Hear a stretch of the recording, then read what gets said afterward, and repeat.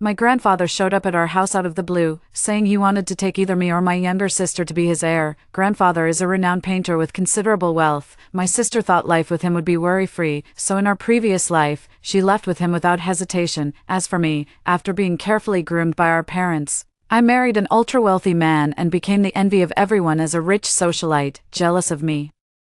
My sister schemed her way into my husband's bed, but my husband doesn't want to divorce me, so my sister set the mansion on fire and held me tight, ready to die together. We were reborn together at the moment our grandfather came to take one of us away. This time, my sister took both our parents' hands and said, "Mom, Dad, I'll take care of you when you're old." I followed my grandfather with a light heart. No more being paraded around as a social butterfly. My sister Stella and I were born into a comfortably well-off family with assets worth millions. Our family of four lived a stable and peaceful life, but my father, driven by ambition, was determined to climb the social ladder and break into high society. That's why he started grooming my sister and me from an early age, hoping to marry us both into elite wealthy families. My grandfather disapproved of my parents' approach to raising us, using the need to pass down his painting techniques as his reason. The year I turned 8, he came to our house and said he wanted to take one of us, my sister or me, as his successor. In my previous life, my sister thought that by going with our grandfather, she would inherit his entire fortune, so she left with him without hesitation. Later, she became a freelance painter, living life on her own terms and inheriting her grandfather's fortune worth hundreds of millions. But when she saw that I had married into one of the nation's top 10 wealthiest families on the Forbes list, she turned green with envy. Truly wonderful. So in this lifetime, when her grandfather appeared, Stella took both her father's and mother's hands and said, "Dad, Mom, when I grow up, I'll work hard to earn money and support you in your old age." My younger sister has always been mischievous and never listens to discipline. Upon hearing this, Mom and Dad were instantly overjoyed. 1. With a smile on my face, I took my grandfather's hand. In a sweet, gentle voice, I said to him, "Grandpa, I want to take care of you when you're old." 2. Hearing this, grandfather smiled with deep satisfaction. "Let's go then." My sister came to see me off before I left. Just as I was getting in the car, she declared triumphantly, "Linda, it's my turn in this lifetime to be the wealthy socialite." Her eyes were filled with restless desire and barely concealed greed. A meaningful smile touched my lips as I said, "May all your wishes come true." Stella believed marrying into wealth was the ultimate dream. Little did she know the life I'd lived in my previous existence. I truly hope she never regrets the choice she's making now. Stella has always been obsessed with status and appearances since childhood. Whenever she saw her private school classmates wearing limited edition clothes and shoes, she'd pester her parents to buy them for her. But her parents had limited means and often had to turn her down. She'd frequently throw tantrums with her parents over this. Her grandfather is a renowned painter in China, and any one of his paintings can fetch millions. Stella thought that after moving in with her grandfather, she could freely buy all the limited edition clothes she wanted, but her grandfather never indulged her. He sent her to an ordinary school, bought her plain clothes, and never took her to any high society gatherings. She paints every single day. She says the sight of canvases and paints makes her sick, but with me, she's nothing but envy. My parents have pulled out all the stops to marry me into a wealthy family. They enrolled me in all sorts of talent training classes. Under their meticulous cultivation, I became accomplished in music, chess, calligraphy, and painting. On my 18th birthday, my parents threw me a grand coming-of-age ceremony where I truly shone. I also won the hearts of many wealthy heirs. I became the most sought-after socialite in our circle. After graduating from university, my parents introduced me to Victor, a top-tier tycoon 20 years my senior. Soon I became the envy of everyone as a lady of luxury. Everywhere I go, I receive exclusive VVIP treatment. Stella was burning with envy. She wanted to live the kind of life I have, so she schemed her way into her brother-in-law's bed. She even got pregnant with her brother-in-law's child, but Victor had no intention of marrying her. He was just toying with her. He told her to get an abortion. In a fit of rage, Stella set Victor's entire mansion on fire to get back at him. The entire Victor family perished in the flames. Before she died, Stella locked me in the room. She choked me, dragging us both to our doom. "If I can't have it, neither can you." The next time I opened my eyes, we had both been reborn. Before Grandpa arrived, she whispered to me, "Linda, it's time we changed the script. This time I'm going to be a wealthy socialite." I replied with detached calm, "Fine by me, couldn't ask for more. I'm certain in this lifetime, she'll eventually see Victor for the monster he truly is. I just hope when that day comes, she can still smile and tell me, 'Linda, I have no regrets about the choices I made in this life.'" 2. The moment I stepped back into my grandfather's house, all the tension just melted away. Even though Grandpa never bought me designer clothes or took me to fancy parties, He was very strict with me. He often pushed me to keep drawing until he was satisfied. He never offered comforting words, yet I felt completely at ease. No one's forcing me to attend all those skill-building classes anymore. No one's forcing me to suck up to those wealthy socialites in our circle anymore. And no one's making me cater to those greasy old men who could be my father or even grandfather. What Stella dreams of having is exactly what I'm desperate to escape. Time flew by. And before I knew it, I was already 16. That year for the new year, Mom brought Stella to my grandpa's house to pick us up and bring us back to celebrate. I was dressed plainly, wore no makeup, and looked completely natural and unadorned, unlike Stella, who was decked out in designer clothes, wore light makeup, and was meticulously groomed from head to toe. She looked at me with utter disdain and sneered, "Country bumpkin." I pretended not to hear her, smiling faintly without a word.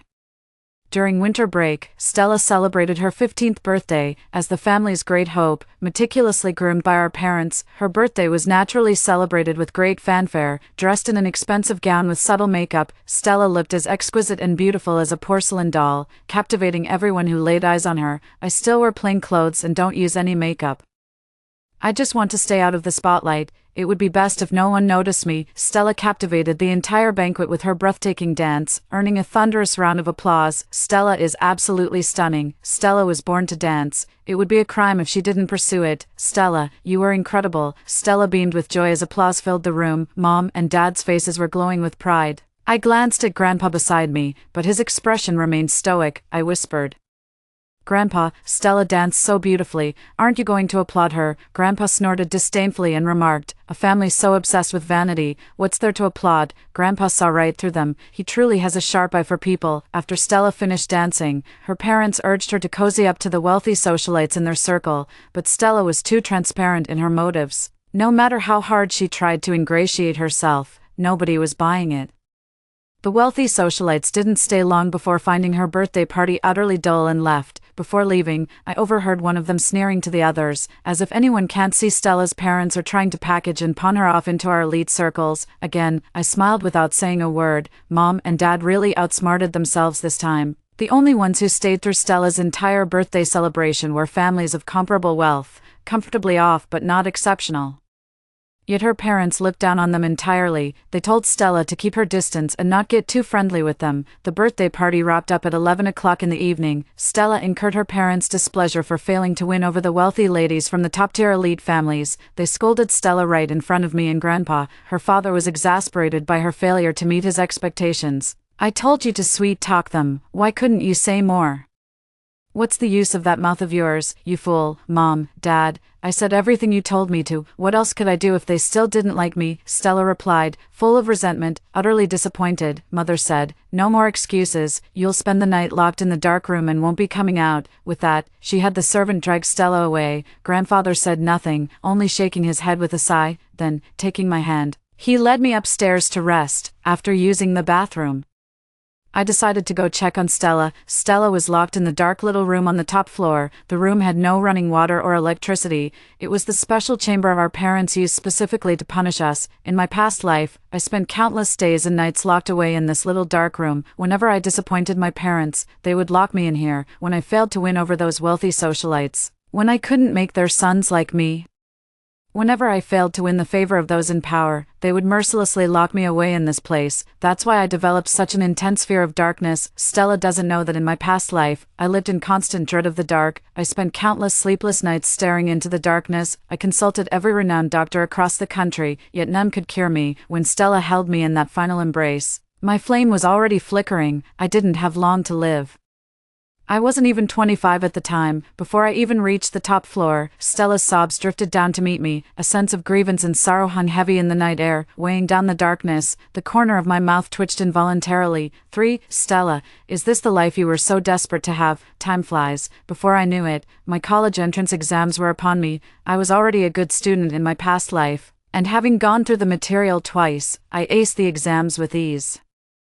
I scored 745 points and got into Harvard. I was also the only high school graduate in the country admitted to Harvard University. News channels flocked to cover my story. I instantly became the most talked about internet sensation. Netizens across the nation were cheering me on. Grandpa was so happy for me. "Linda, you're amazing, absolutely incredible." For someone who's usually so reserved, he actually spoke to me with such heartfelt enthusiasm. Mom and Dad were completely stunned when they found out I'd scored so high on the test. Ever since I left with Grandpa, they've completely ignored me and poured all their attention into Stella. I kept a low profile on purpose and never shared our academic achievements or other good news with them, so it was hard for them to notice me. Little did they expect that their seemingly unremarkable eldest daughter would be admitted to Harvard, one of the world's top universities. Being the status-conscious people they are, they insisted on throwing a celebration banquet for me. Without even asking, they whisked my grandfather and me straight to their home. Then they notified everyone in their social circle, inviting affluent families, from the comfortably well-off to the truly wealthy. Having been raised by my grandfather and keeping a deliberately low profile, very few in their circles knew I existed. But now, with my outstanding performance on the college entrance exams, I'd thoroughly piqued their curiosity, and they all flocked to my parents' house for my celebration party. Our home was bustling with visitors, packed to the rafters and buzzing with excitement. People are naturally drawn to strength. Those elite socialites who wouldn't give Stella the time of day no matter how hard she tried to curry favor actually took a shining to me. "Linda, how are you so incredibly talented, Linda? I'm planning to have my son repeat the school year. Would you be able to tutor him? Linda, are you seeing anyone? You and my son would make such a lovely couple. Would you consider going out with him?" Seizing the moment, Dad hurried back to his room to fetch the painting I had just finished. "Our Linda doesn't just excel academically, she's also incredibly gifted in painting." Beaming with pride, Mom added, "That's right, her grandfather has been teaching her to paint. And she's been such a diligent student that she's truly mastered his techniques." Everyone was visibly amazed when they saw my painting. "Linda, your painting skills are absolutely incredible. Linda, how are you so multi-talented? Are you an actual fairy? Linda, you're truly exceptional. I'd be over the moon if my daughter had even half your talents." Everyone was singing my praises to the skies. Stella was green with envy. After the celebration, Stella came to my room. Why do you always steal the spotlight from me in this lifetime too? Where exactly did I fall short?" She was seething with resentment, her heart brimming with indignation. Unfazed, I calmly replied, "I never intended to compete with you. That's precisely why. Those who are driven to compete and win will ultimately meet their downfall, yet those who never sought to compete or triumph often find victory coming effortlessly.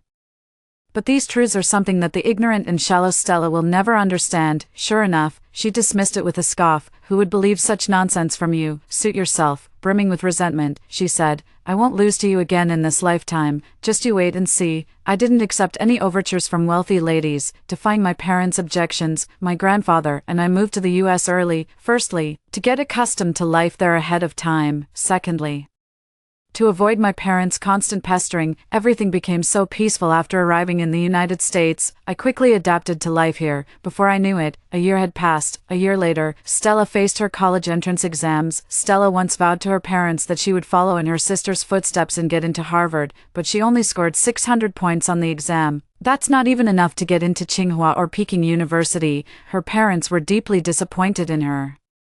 I heard from the housekeeper that her parents locked her in a dark room for 3 whole days and nights. She nearly starved to death. I couldn't even be bothered to rain on her parade. Time flew by. Before I knew it, I had graduated from university. My strong artistic skills were so sought after that even before graduation, numerous design firms were offering me lucrative positions. I smiled without a word. I even received offers from 2 luxury brands. I politely turned them all down.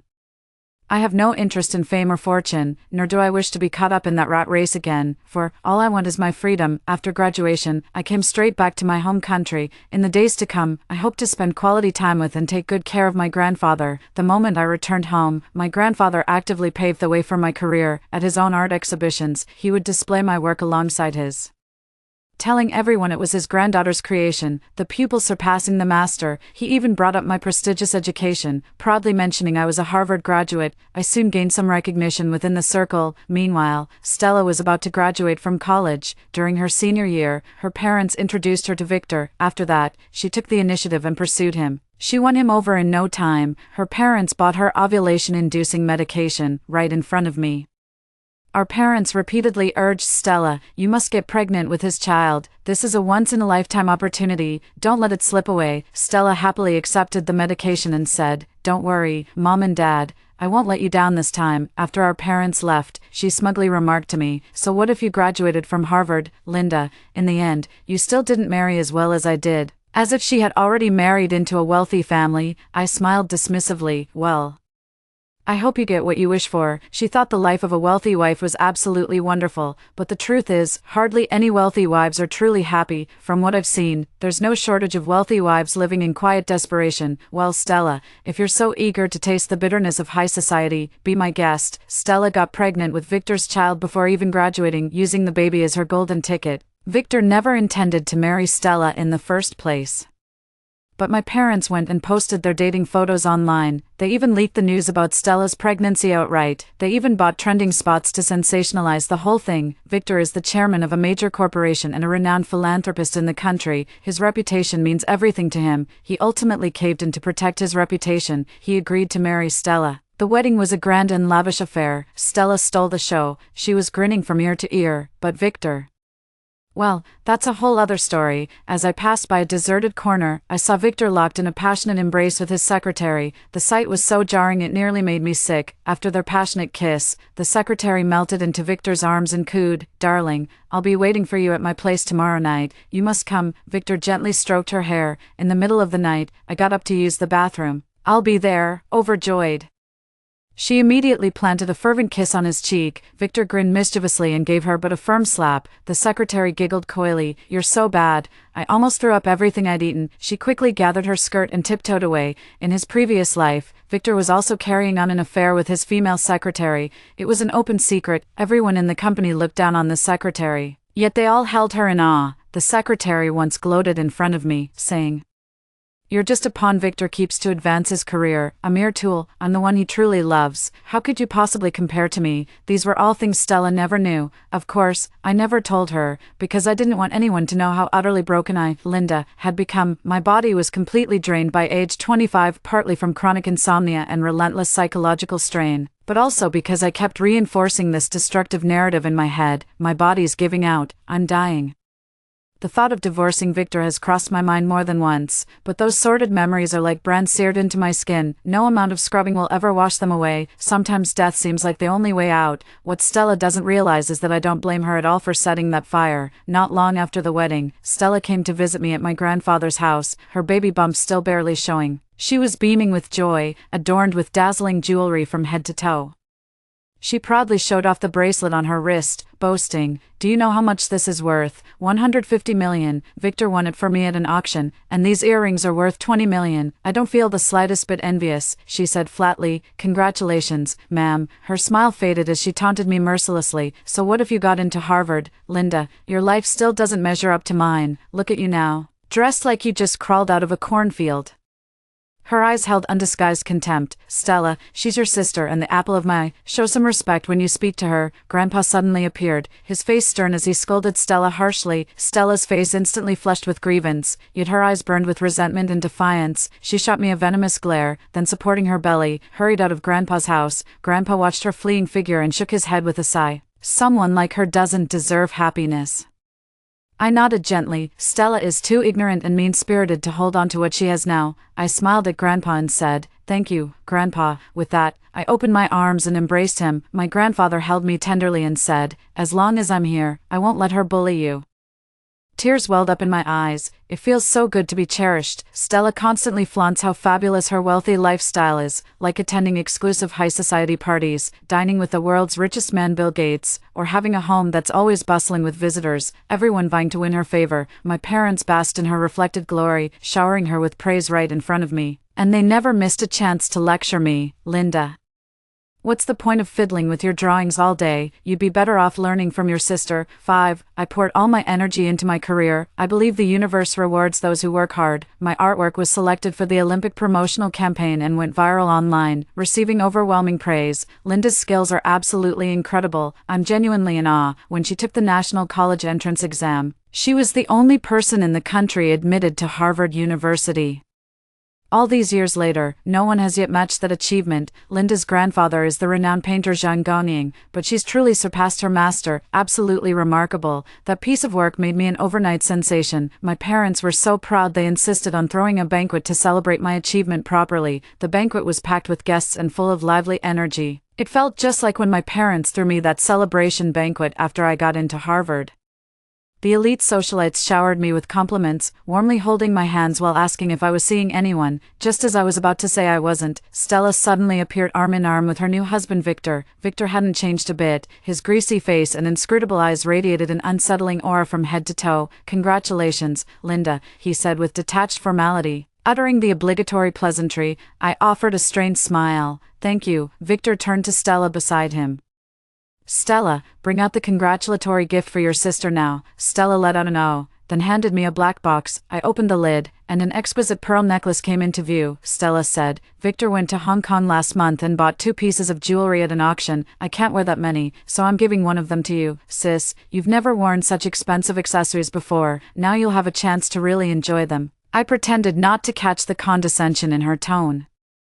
"I'm just an ordinary person. There's no use for me to wear such costly jewelry. You should keep it for yourself." I handed the jewelry back. Then I turned to the society matron beside me and answered her earlier question. "Madam, I'm actually still single." Her face instantly lit up, and she clasped my hand excitedly. "How wonderful. I must introduce you to my son sometime. You're around the same age. Both appreciate art. I'm sure you'll hit it off." I smiled warmly and agreed.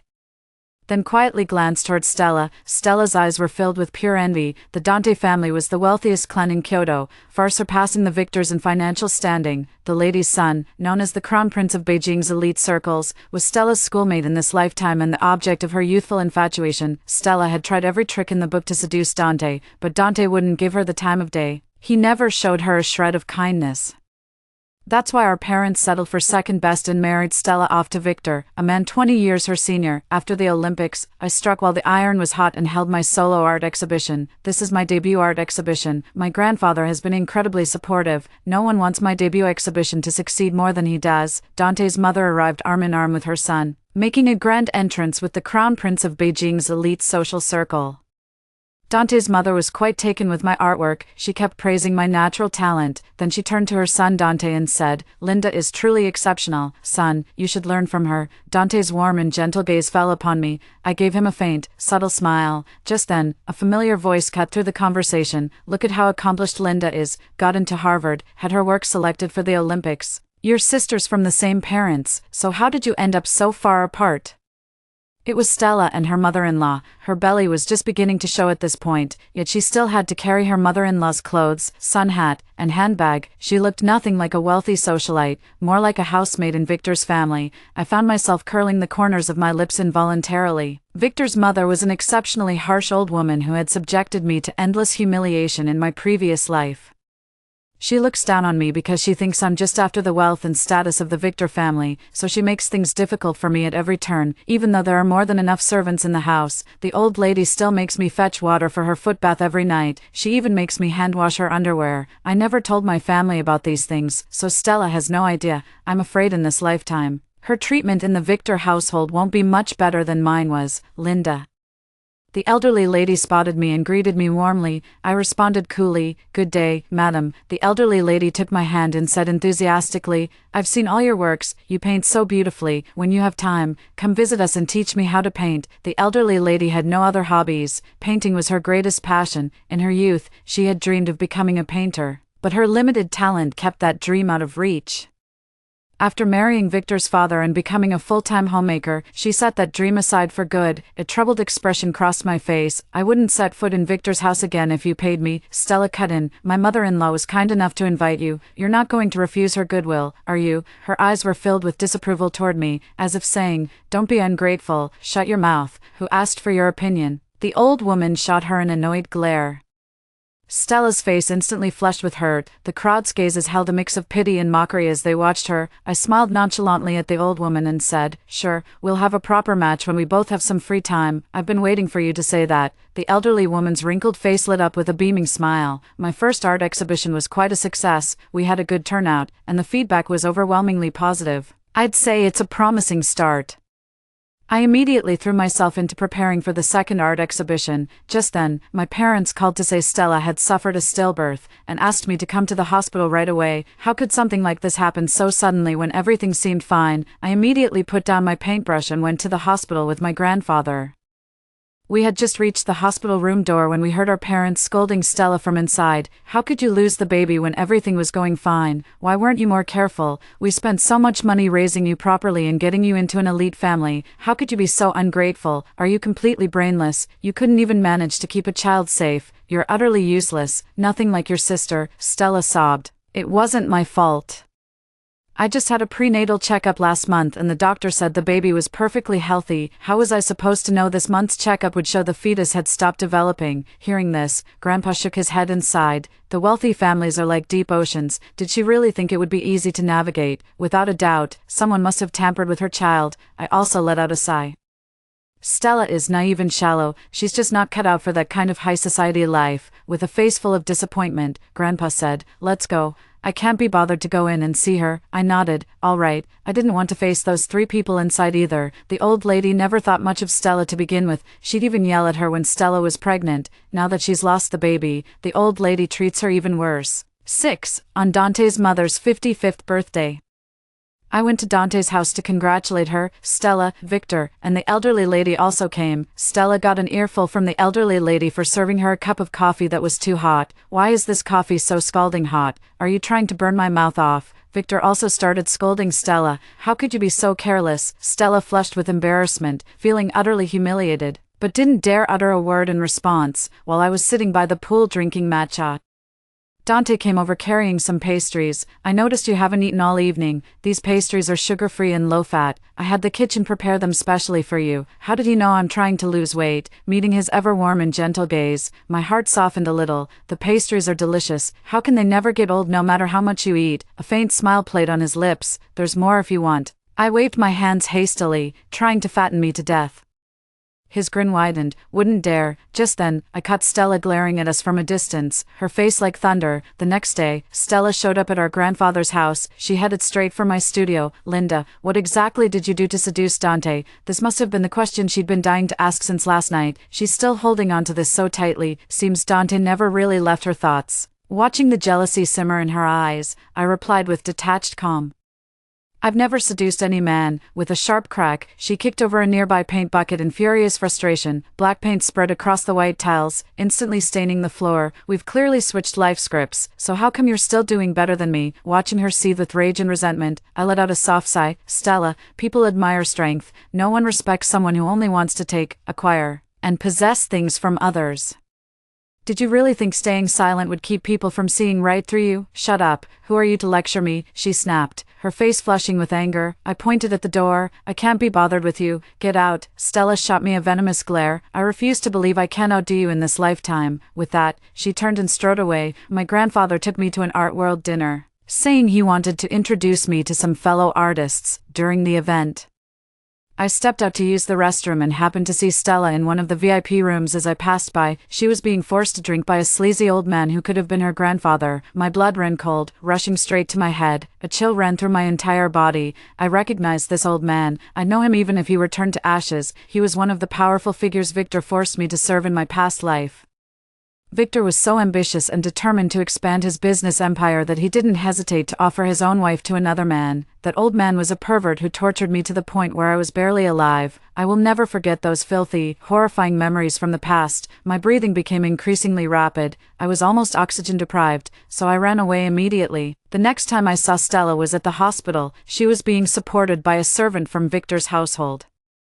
Trembling as she walked out of the procedure room, accompanying her was Victor's personal secretary. The secretary said to her with detached politeness, "Madam, the CEO asked me to oversee this. Now that the pregnancy has been terminated, my task is complete. I have matters to attend to at the office, so I'll take my leave. Please take good care of yourself." There's no doubt that the child Stella just aborted wasn't Victor's. As for which man's it was, that's anyone's guess. After the secretary left, I walked over to Stella. My sudden appearance took Stella completely by surprise. A wave of mortifying embarrassment washed over me. She said, "Are you here to laugh at me?" I held up the medicine in my hand and said, "My grandfather is sick. I'm here to pick up his prescription." Stella still couldn't bring herself to look at me and said to the maid beside her, "Let's go." I suddenly spoke up, "Stella, those old men are disgusting, aren't they?" Stella immediately looked shocked. She seemed to have realized something. No wonder you left with Grandpa without hesitation back then. Linda, why did you keep this from me? As these words left my lips, bitter tears welled up uncontrollably, streaming down my face. Because this is what you wanted. She let out a near hysterical laugh. Was she laughing at her own foolishness, or her own stupidity? Stella stabbed Victor. Victor was covered in wounds from head to toe. Not a single part of him was left unscathed. You could see just how much she despised him. Stella was ultimately sentenced to life imprisonment. When I visited her in prison, she had long lost the glamour she once had. At just 28 years old, she was completely devoid of youthful vitality, resembling a woman in her 40s. Her eyes were filled with utter despair. Linda, I regret it. Her tone was sincere. I knew exactly what she was referring to. She was talking about swapping life scripts with me. I said calmly, Stella, thank you for starting that fire. It set me free. Stella's voice caught in her throat as she choked out. Dante must look down on me, doesn't he? Who would have thought she still cared about Dante's opinion after all this time? I don't know, but I don't think any of that matters anymore. It's not like she and Dante stood a chance anyway. Stella put down the receiver, sobbing uncontrollably. I said, take care of yourself. With that, I left. The prison felt suffocating, but outside, the sky was clear and bright, and the air was filled with the scent of freedom. Stella, I don't hold any grudge against you, not even a trace of resentment. Thank you for carrying the burden of my past life's destiny. Because of you, I've been given the chance to become someone worthy in this lifetime. Not long after, word came from the prison. Stella had taken her own life. The shock of Stella's suicide was too much for Mother to bear, and she fell gravely ill almost immediately. She passed away not long after, unable to withstand the relentless blows. Father's mental state began to deteriorate. Without hesitation, I had him committed to a psychiatric hospital. This family exhausted every scheme to climb the social ladder, only to end up with nothing to show for it. It's both pitiful and absurd, but they don't deserve an ounce of sympathy. When Dante proposed to me, I turned him down. I have to admit, I was tempted for a moment. But I didn't want to re-enter that elite social circle where everyone's just chasing fame and fortune. I want to live a life with greater freedom. 7. After turning him down, I cut off all contact with him and the Dante family. I also gradually withdrew from high society circles. From then on, I focused entirely on my career. I've achieved great success in this lifetime. I want for neither fame nor fortune. And with my freedom intact, I lead a comfortable and fulfilling life. Had I married into the Dante family, I wouldn't have accomplished what I have today, nor would I be living such a contented life. Life is always about trade-offs. There's one thought I'd like to share with all of you. Relying on others is unreliable. You are your own greatest support. May we all become the captains of our own lives. Story 2. My best friend and I were reborn together in a beast world, where she stumbled upon a mystical exchange system.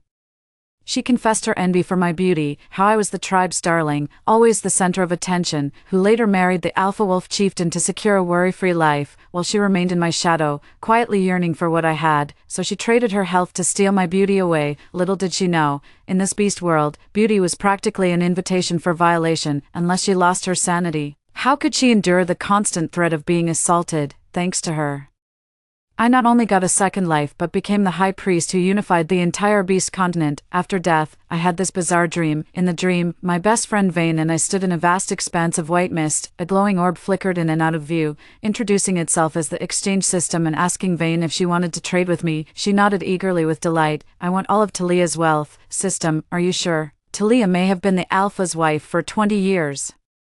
But she barely owns anything personally. Most assets belong to the werewolf clan. This is your only chance to make the exchange. Think carefully before answering. Vane hesitated, then cursed under her breath. All that talk about marrying into wealth and never worrying about provisions again, yet she doesn't even have a penny to her name. 1. System, anything she inherently possesses can be traded. Beauty, wealth, IQ, lifespan, health. You may even specify the timing of the exchange. Vane's eyes lit up. Let's swap her beauty. The timing must be right before the coming-of-age ritual begins. It was Talia's face that caught the werewolf alpha's eye during the sacred rite. After marriage, he not only adored her but treated her with utmost devotion. A wealthy, powerful alpha with striking looks and unwavering loyalty. He's literally the ultimate mate in the shifter world. If I had her looks, Zane would have chosen me instead. Vane burst into uproarious laughter, her face alight with the thrill of a dream come true. Through my dazed haze, I watched her face contort with excitement as I screamed internally, "Take this damned beauty if you want it so badly." A mechanical voice buzzed in my ear, asking whether I agreed to her proposed exchange. Beauty, this is the most useless thing I own. Fighting back my excitement, I nodded in agreement. I awoke at dawn on a soft fur pallet. As the daughter of a Fox clan warrior, I lived comfortably.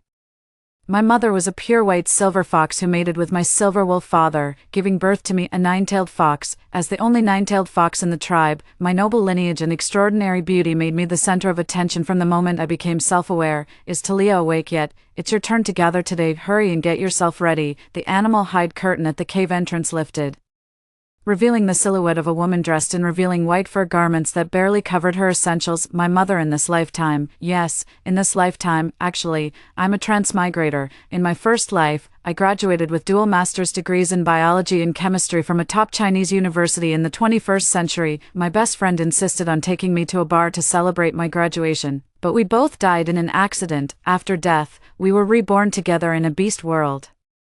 Until my previous life ended when the very friend I trusted most caused my death during childbirth. In my past life, I married Zane, the alpha of the werewolf clan, right after my coming-of-age ceremony. For 20 years among the werewolves, my world revolved solely around him and our 7 children, never once venturing beyond the pack's territory. With extraordinary beauty but limited cultivation potential as a fox spirit, I had to secure a powerful mate immediately after adulthood, lest my allure bring calamity upon myself and our kind. Vane is my best friend, a crimson fox in her beast form. The famously gorgeous red fox lineage took an unexpected turn with her. She was an utterly ordinary female, mediocre family, plain looks, ostracized by the tribe since childhood. I alone befriended her. When the clan began seeing her as my sidekick, her life finally became bearable.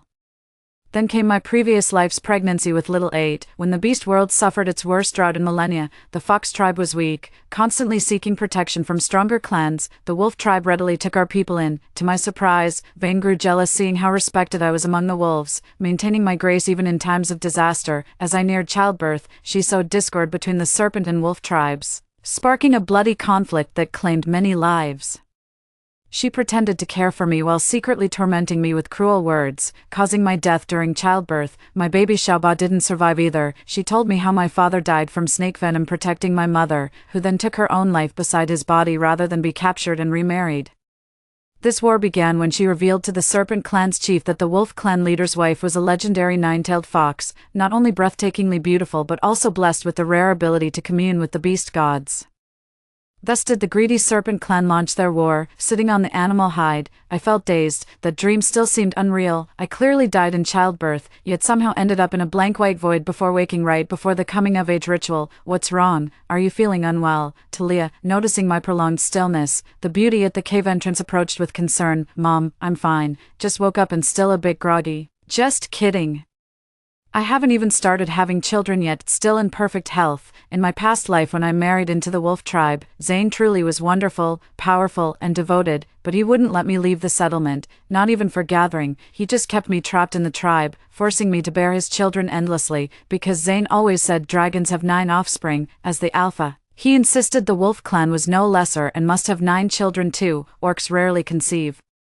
Yet I bore 7 wolf pups in 20 years. The 8th child never took its first breath, but it took my last. Constant pregnancies left my body broken long before its time. This face too fair. I dare not lose the wolf clan's protection. Vane only sees the prestige of being the alpha's mate in the wolf clan, but never considers the hardship of my forced pregnancies and constant childbearing. Had I not exhausted every means and applied modern methods, I would have died long ago. The orcs possess far greater physical strength than humans. Pregnancy inflicts equal damage on all mothers. I joined the gathering party searching for food near the settlement, while the hunting team must venture farther to track prey. Having lived in the beast world for over 20 years, I've long grown accustomed to this way of life. If last night's dream comes true, it means I've lost my beauty and won't need to seek protection anymore. Though I can't see my current face yet. The tribe members' behavior gives me some clues. When people saw my face today, their usual infatuation seemed to be gone. Every clansman could speak with me normally, and I already had the answer in my heart. I couldn't help but feel elated. Arwen, have you seen Vane today? While gathering, I carefully collected information on the side. Talia, just ignore her from now on. She's only acting so brazen because she's got that pretty face. Exactly.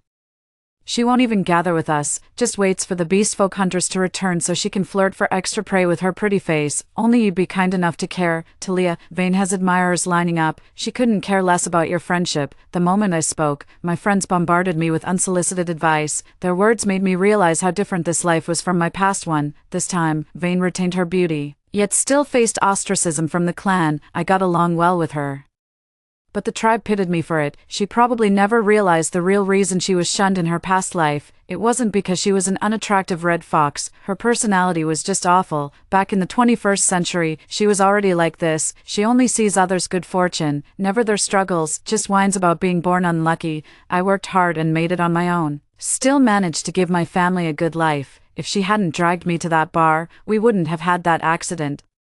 What if that exchange system was real? If Vane traded something I owned in the 21st century, would I wake up back home? Too bad she never actually wanted to return to the 21st century. Gazing at the lush forest around me, I pushed down those unrealistic thoughts. Time flew by. The day of ritual approaches swiftly this year, unlike my past life. The priest didn't summon me to the ceremonial center for purification this time. I stood among the crowd with my close friends, completely inconspicuous. After waking from the dream, I noticed Vane's prolonged absence. She was clearly avoiding me. She'd secretly watched me several times without my knowledge. Each time she saw me, that bewitchingly beautiful face would light up with smug satisfaction. My mediocrity and ordinariness gave her immense pleasure. The coming-of-age ritual holds great significance for Orcish culture. Only beasts blessed by the beast god can harness their inner energy. Males can freely shift between human and beast forms, while females mature physically until they reach childbearing age. Talia, isn't that Vane at the very front? Following Arwen's gaze, I looked toward the front of the crowd. A stunning fox woman stood at the forefront with a coy smile, her two fluffy red ears perked up and an alluring expression on her face. Her fiery red tail swayed with effortless grace, each movement calculated to perfection in its allure. Unattached males around gazed at her with infatuated expressions, their eyes glued to that languid figure. Watching Vane like this, I couldn't help but marvel. Such natural seductive charm truly embodied the essence of a fox spirit, just like Vane's innate personality, flamboyant, attention-seeking, and utterly unrestrained. With my peerless beauty, I've always kept an icy distance, fearing this face would bring nothing but trouble. How shameless can she be, flirting with males during sacred rites? Doesn't she fear the beast god's wrath? Who knows? Maybe the old beast god fancies that sort. After all, he is male too. Watching Arwen fume, I couldn't resist teasing her with a casual remark. Hush, don't let the beast god hear such blasphemy or you'll face divine wrath. I chuckled without responding. The foxkin hold a peculiar status in the beastmen continent. Though lacking martial prowess, their sharp intellect produces exceptional priests and shamans, earning them favor among major clans. The fox tribe is known for its beautiful men and women, making them highly sought-after partners among other beast folk clans. Several major neighboring clans sent their eligible bachelors to observe the sacred ceremony. Everyone came with hopes of finding their perfect match during the ritual. The current fox tribe shaman is growing old and must select a worthy successor from this year's coming-of-age youngsters, otherwise there will be no one left to preside over the Fox clan's rituals after her passing. The divine radiance of the beast god's blessing soon enveloped every present soul. At the central forefront, Vane stood like a colossal beacon, with half the descending light pillars converging upon her. The others gazed with undisguised envy at the leading figure after completing their baptism. I tried hard to recall my past life. Had I ever received such preferential treatment before? Only when I subconsciously caught Zane gazing at Vane with a satisfied expression did I sense something amiss. How unfair. The beast god shows far too much favoritism toward Vane. Exactly. With so many blessings, she'll surely bear many healthy offspring in the future. Listening to Arwen's conversation, I had a sudden epiphany. It dawned on me, Zane was drawn to me in our past life not just for my beauty, but because I'd received the most divine blessings to bear more offspring. Thinking back, even the most fertile vixens and she-wolves from both clans never bore more than 3 cubs, yet here I am, having birthed 7. With some luck, Zane might actually get his wish for 9 pups. After the ceremony, the priest nodded approvingly at Vane. The blessing concluded, it was time for the unmated males present to begin courtship. Those who found a suitable mate could immediately propose a bonding request. I scanned the room, spotted my parents, and headed straight for them. Before I could slip through the crowd, commotion erupted at the front. Just like in our past life, Zane publicly proposed a soul bond to Vane before everyone. You must bring me a gown woven from mermaid silk, the largest pearl necklace from the ocean depths, a cavern's worth of provisions, and 3 fertility fruits to claim me. Vane finished speaking with an expectant look, as if Zane's agreement was a foregone conclusion. The crowd stared at her in unanimous astonishment. All 4 items were rare treasures in the beast world. Even a small piece of mermaid silk was hard to come by, yet she demanded an entire dress. It reminded me of my past life when I first arrived at the Wolf clan, clad in a full mermaid silk gown. Is that why she made this demand? I advanced suspiciously ahead, just as her triumphant gaze met mine. Zane probably never expected the female he fancied to be this greedy.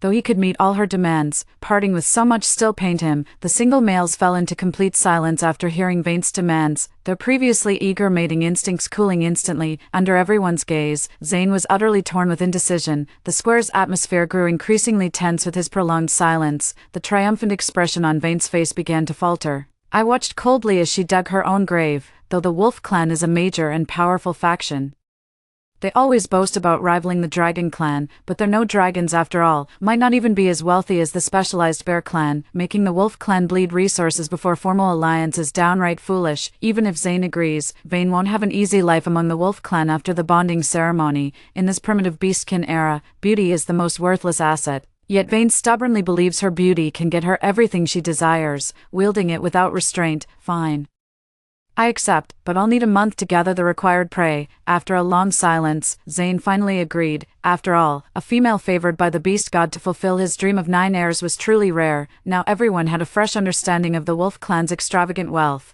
though its own members wore displeased expressions. Vane's smile turned all the more alluring as she watched the man she'd set her sights on in her past life agree to all her demands. When the ceremony ended, I turned down every male who sought to bond with me and dutifully stood by my father and mother. I've already made plans for the path ahead, Talia. Just as I reached the cave where our family of 3 lived, someone called out to me. Vane stood in the shadows beneath the cliff, clearly waiting for me. Mom, Dad, you go ahead. I'll just chat with Vane at the cave entrance for a bit. Be careful, Talia. Don't linger outside too long. Mother looked reluctant when she saw Vane approaching me.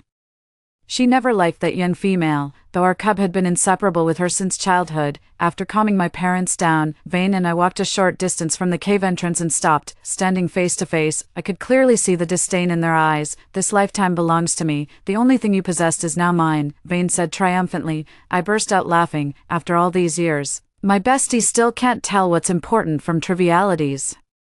Gazing at that breathtakingly beautiful face across from me, I couldn't help marveling at the Red Fox clan's extraordinary talents in certain areas. What the hell are you laughing at? Your precious husband belongs to me now. Take him if you want. This so-called precious husband of yours, I murmured the last part under my breath, unsure if she caught it. We're all reborn here, and Vane's the one who got me killed in both lifetimes. In her twisted logic, having stolen the beauty I depended on for survival, she could never believe we'd coexist peacefully.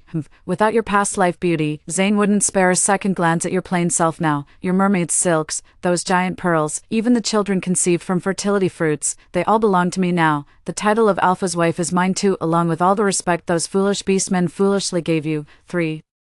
I just can't wrap my head around how someone can be so insecure yet so arrogant at the same time. Vane has always been deeply insecure, otherwise, no one would want to copy someone else's life. Deep down, she believes she can't make it on her own, so even when she gets the chance, she still tries to steal others' answers. I told you, take it if you want, she said calmly, watching the agitated Vane. Only when she truly sees Zane for the beast he is will she regret her choices. After tonight's stunt, Vane's facing a nightmare scenario, and she's completely oblivious to it. She's already alienated most of the werewolf clan before even formalizing the pact, and Zane undoubtedly resents her greed. Despite all this, she remains clueless, even convinced the pack leader is hopelessly in love with her. In my past life, I bonded with Zane and went to live with the wolf clan. As a newcomer, I lived cautiously for a long time. It wasn't until we had our first pup that I began to relax slightly.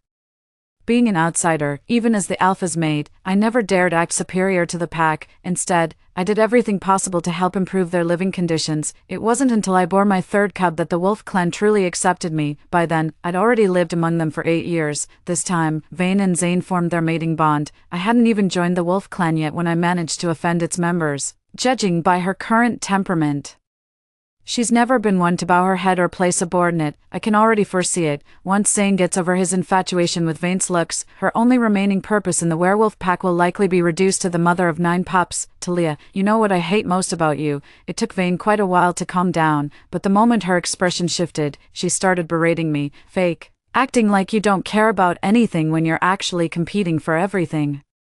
You were like this back in school, and now in this godforsaken beast world we're stuck in together, you're still the same. If nothing matters to you, why not commit to the act completely? We all came here together, yet you're the one who got that face that bewitches everyone.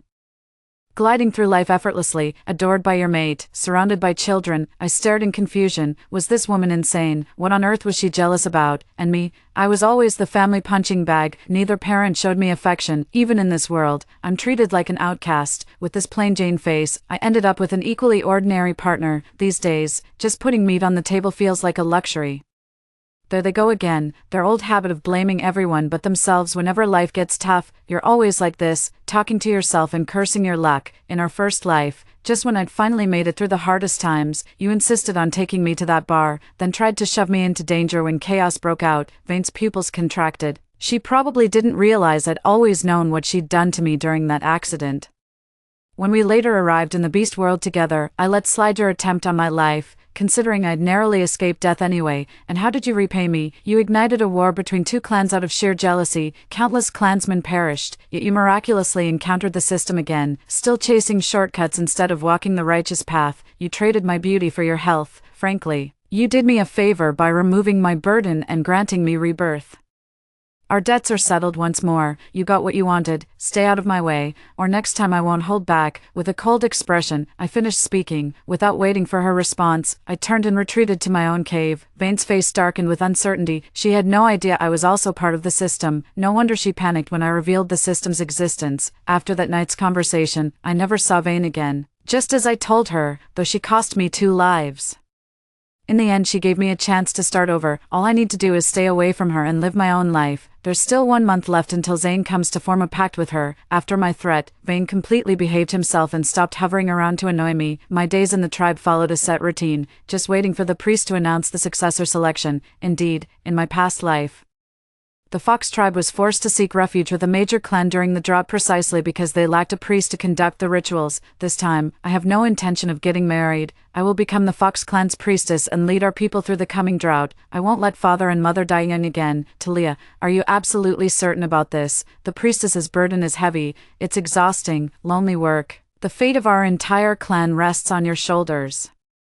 The elder priest's slightly clouded eyes were now gazing at me with remarkable intensity. My decision was made long ago. I answered without hesitation, my voice resolute. The Fox tribe hasn't produced a 9-tailed fox in many years, has it? From the moment I was born, it was destined that the Fox tribe would undergo tremendous change. Beauty fades, but my intellect and the wisdom accumulated over 2 lifetimes remain. These are my true treasures, if I become the Fox tribe's priestess.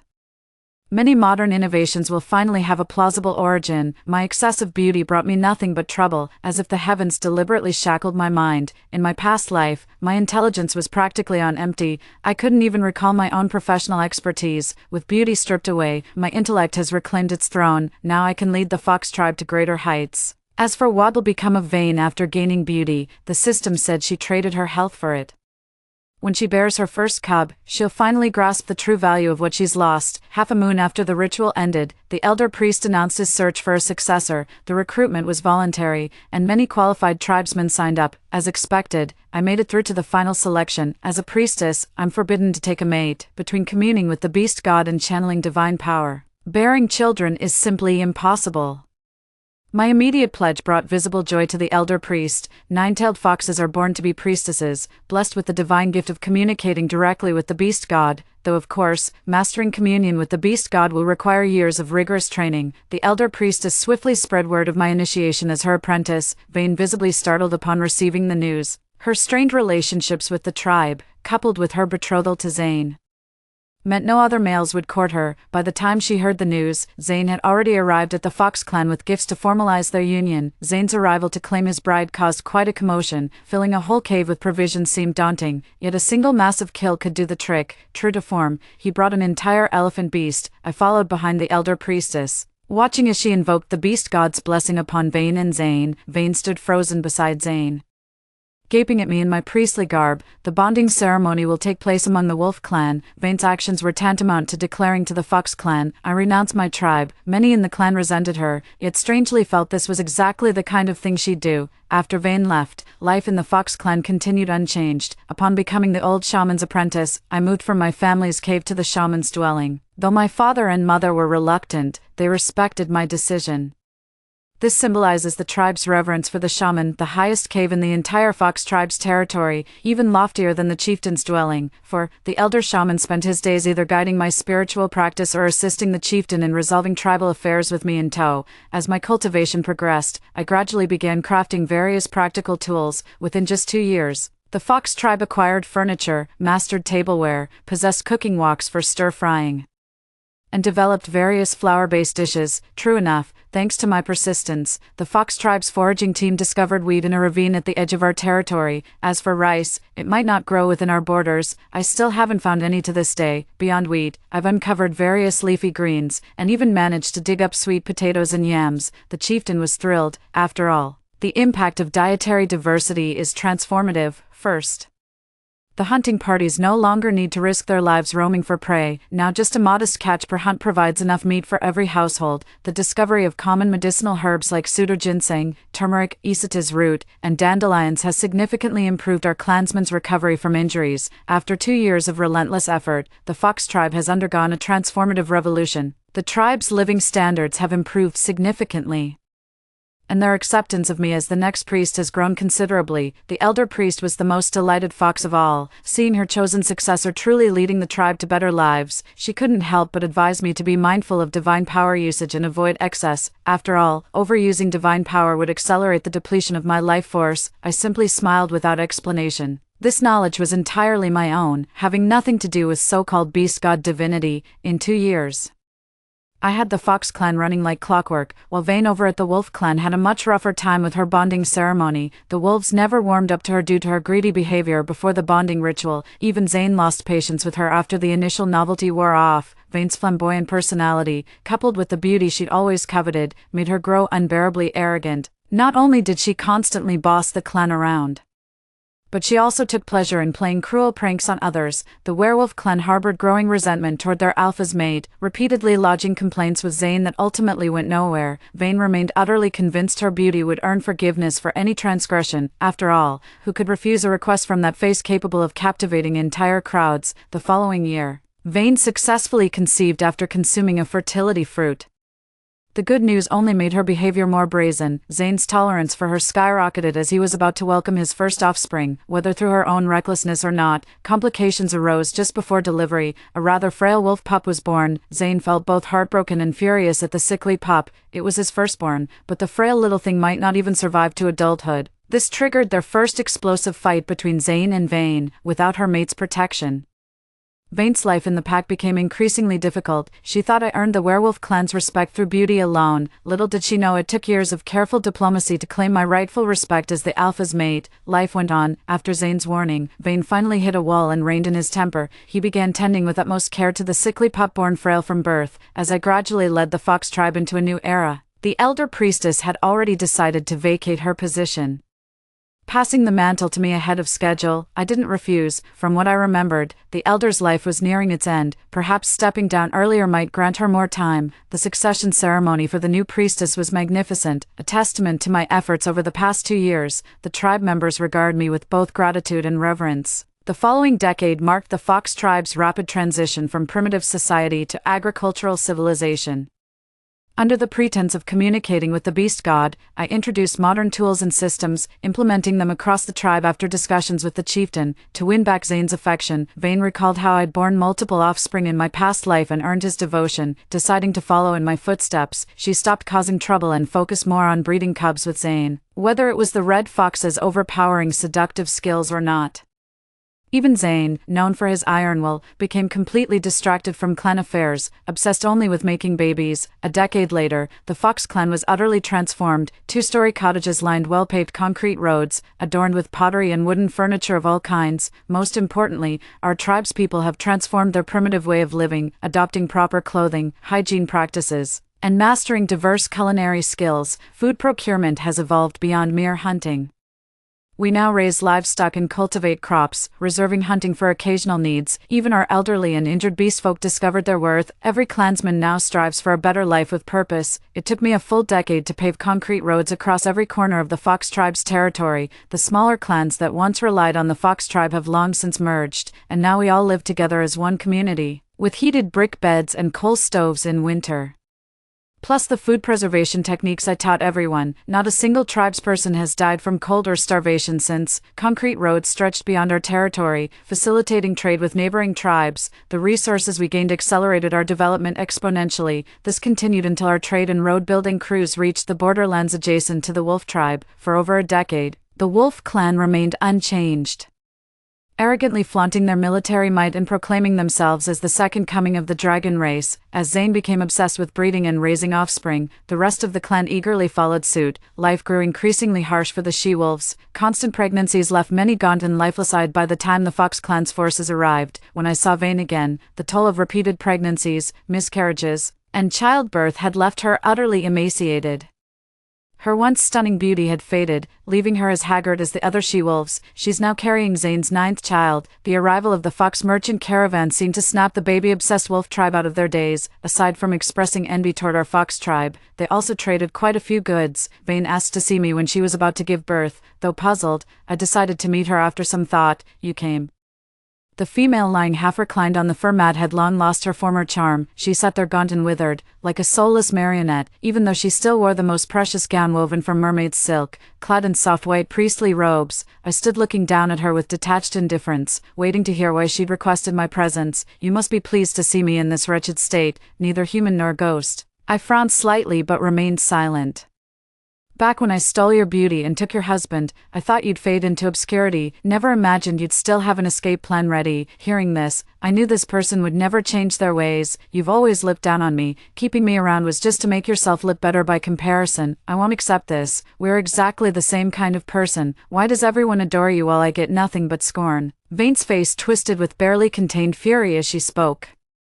I cast a basic healing spell on her, the same divine magic priests used to calm frightened younglings. Having traded her vitality for beauty long ago, she'd always been frilier than most. For over a decade, she's been burning through her life force, bearing child after child for Zane. Now with this 9th pregnancy, she's barely clinging to life. Who knows if she'll survive long enough to deliver this cub? Zane's become obsessed with having 9 heirs, treating Vane's 9th unborn child as sacred. I'd rather avoid any unnecessary misunderstandings with the werewolf clan. Even now, the Fox clan wouldn't be any weaker than the wolves in an actual fight, but war means death, and the last thing I want to see is corpses littering the battlefield. You chose this path yourself. This is the 3rd time you've failed to turn your life around. Why won't you reflect on your own actions?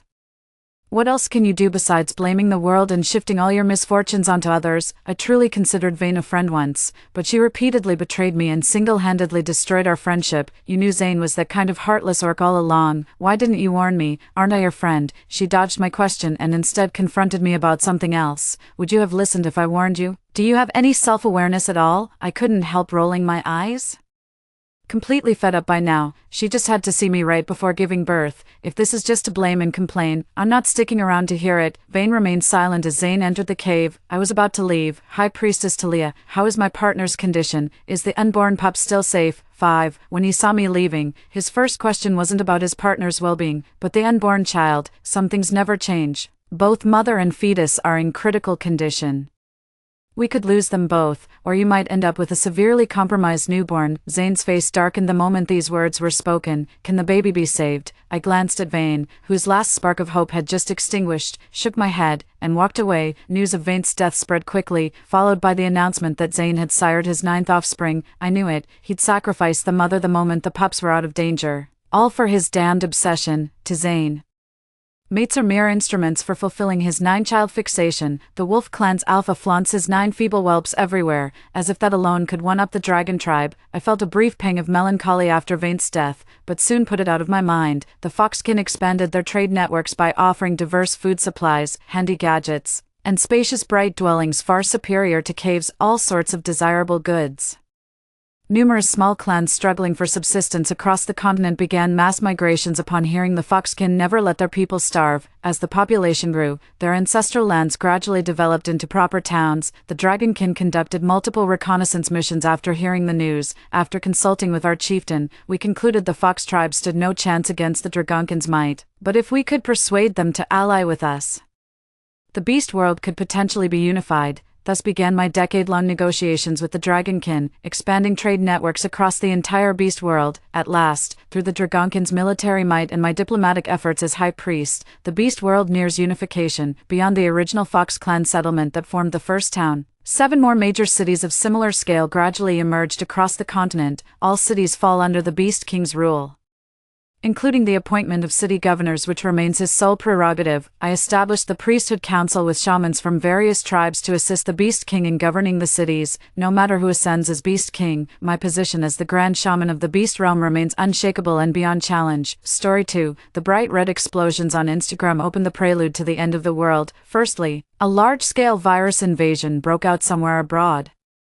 People infected by the virus would turn into zombies who lost their sanity. In less than a week, the virus spread rapidly all over the world. People were plunged into panic, and order completely collapsed, presenting a doomsday scene. At this time, however, I was staying at home, eating hot pot and singing songs. The reason why I could be so leisurely was that 1 month before the end of the world, I discovered 2 secret rooms in my newly bought house. 1 month before the end of the world, I was laid off by the company. I received a considerable amount of compensation, and combined with the money I had saved before, I bought a foreclosure house with a small yard in the suburbs. When I was cleaning the room, my dog Wind was running around in the room. He bumped into a certain part of the wall, and then the hidden door leading to the secret room opened right in front of me. Wind, we've found a treasure. I was a bit stunned. Wind was a retired military dog.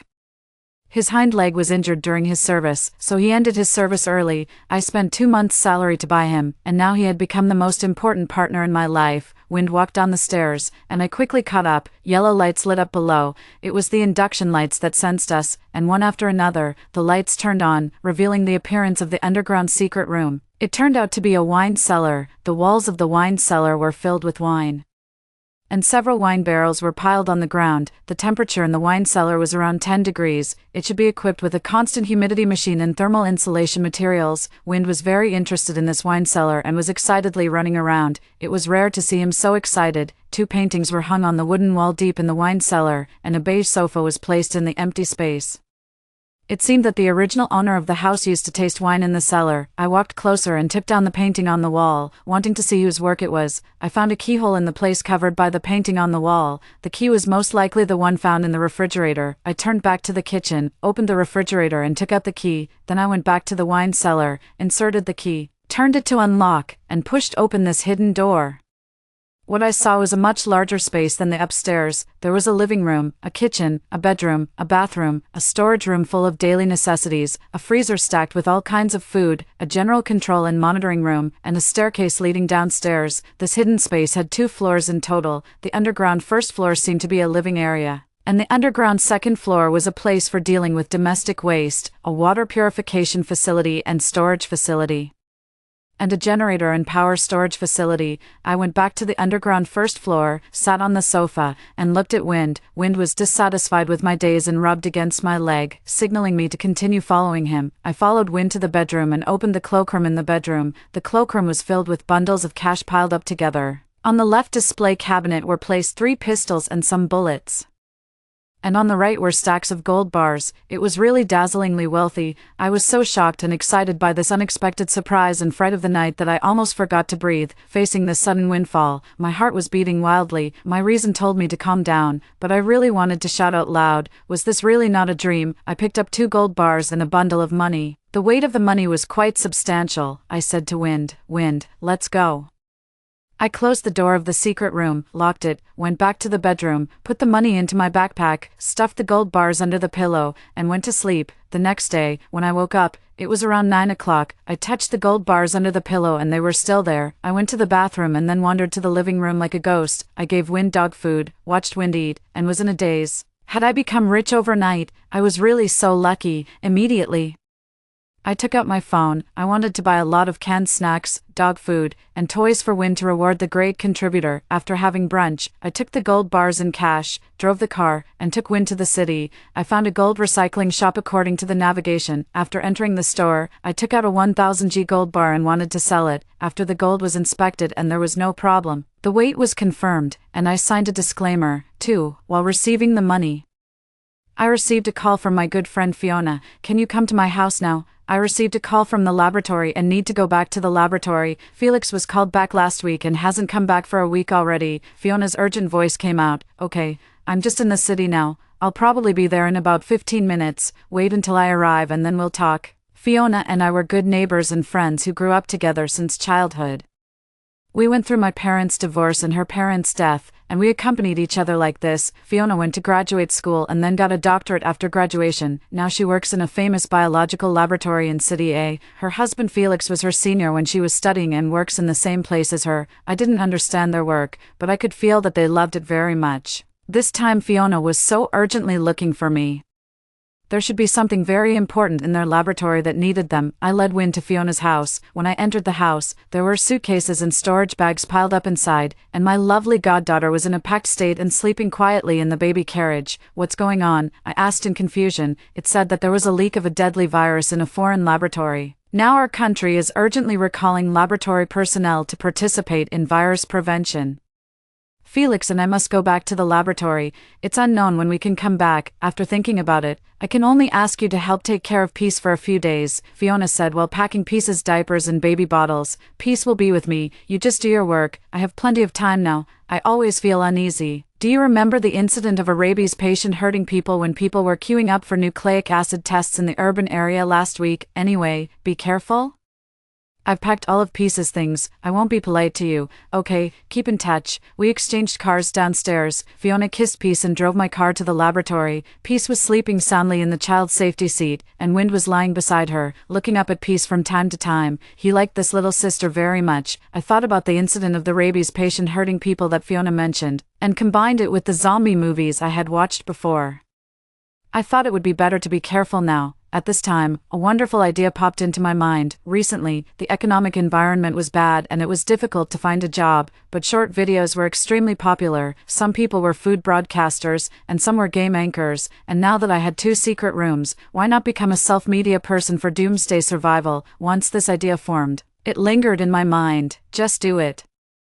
I drove to my hometown to pick up my mother to mainly help me take care of the child. After picking up my mother, I was ready to go to the mall to purchase a batch of goods needed for being a doomsday broadcaster. Actually, it was just about staying at home. The house I bought was in the suburbs. Stocking up on a lot of things meant that I could stay indoors for a long time. Anyway, I had just got a windfall when I arrived at the mall. I ordered red beans, green beans, black beans, soybeans, various dried vegetables, convenience foods, compressed biscuits, self-heating hot pots, instant soup drinks, all kinds of seasonings, canned foods, sanitary napkins, wet toilet paper, diapers, baby complementary foods, milk powder, baby toiletries, baby wet wipes to replenish the inventory. I bought all the anti-inflammatory drugs, antibiotics, bandages, alcohol, commonly used children's medicines, deworming medicines, deworming sprays, and my mother's commonly used medicines such as vitamins, masks, plasters, self-heating patches, cooling patches, and medical first aid kits that could be used in daily life at the pharmacy. 3. Then I went to the second floor and ordered mechanical clocks, radios, air purifiers, oxygen generators, electric drills, nails of various models, gasoline, electric saws, batteries of various models, tapes of different sizes, solid glue, liquid glue, toolboxes, electric kettles, old-fashioned kettles, egg boilers, various pots and kitchen utensils. In the outdoor goods store, I bought a large camping tent, camping tables and chairs, lamps, picnic mats, outdoor storage containers, windproof and waterproof jackets and pants, hiking shoes, sun protection clothing, quick-drying clothes, thermal insulation equipment, outdoor camping first aid equipment, outdoor multifunctional pots, cassette stoves, solid alcohol, gas bottles, outdoor compressed dry food, emergency food, candles, raincoats, rain boots, compasses, infrared telescopes, waterproof and powerful flashlights, outdoor-specific ropes, sleeping bags, anti-wolf sprays, bear repellent whistles, iron shovels. On the third floor, I ordered clothes, shoes, socks, hats, and underwear for all 4 seasons according to the sizes of my mother and me. In the baby store, I bought clothes, baby sets, clothing accessories, toys, crawling mats, enclosures, early education machines, probiotics, baby strollers, electric soothing chairs, complimentary food machines, children's water purifiers, children's skincare products, and large, medium, and small-sized children's sleeping bags for Peace's future needs. In the household goods store, I ordered children's storage boxes, bedding sets, thin quilt cores, thick quilt cores, blankets, air conditioning quilts, mosquito nets, cool mats, and storage boxes, lighting fixtures. After confirming the purchased items in quantities, summarizing the total amount of the goods, determining the pickup time, and paying the money, it was already evening when I walked out of the mall. The purchased goods filled 2 trucks. When I got home, my mother was holding Peace in a baby carrier and looking at the room full of things and said, "Let's not talk about whether these things can be used or not." "Where are we going to put these things, Mom? Come and see the mysterious space." With that, I took my mother to the secret room. When passing by the wine cellar, she couldn't help but exclaim in admiration. After seeing the large spaces of the underground first floor and second floor, the freezer, the storage room, the gold bars, the cash, and the guns, my mother was completely shocked. She took a while to recover and then resumed her usual appearance as an adult. "You're such an adult and still buy toy guns. Anyway, you clean up these things, it's really good. With these things, we should be enough for 2 years of home isolation, right?" With that, she took a small gold bar and teased Peace, "Shall we make a big gold lock for our Peace?" Back on the first floor, I asked my mother, "Mom, do you think there's anything missing from our supplies? Do we need to replenish anything? I just saw that the milk powder you bought in the mall is different from the one Peace is currently eating. I don't know if Peace will have diarrhea if we change the milk powder, and there are also things like baby bottles, anti-choking water cups, and children's tableware for eating complementary foods in the future." I looked down at Wind and said, "Although Wind can also use human medicines, I'd better go and get them already. Mom, you and Peace stay at home.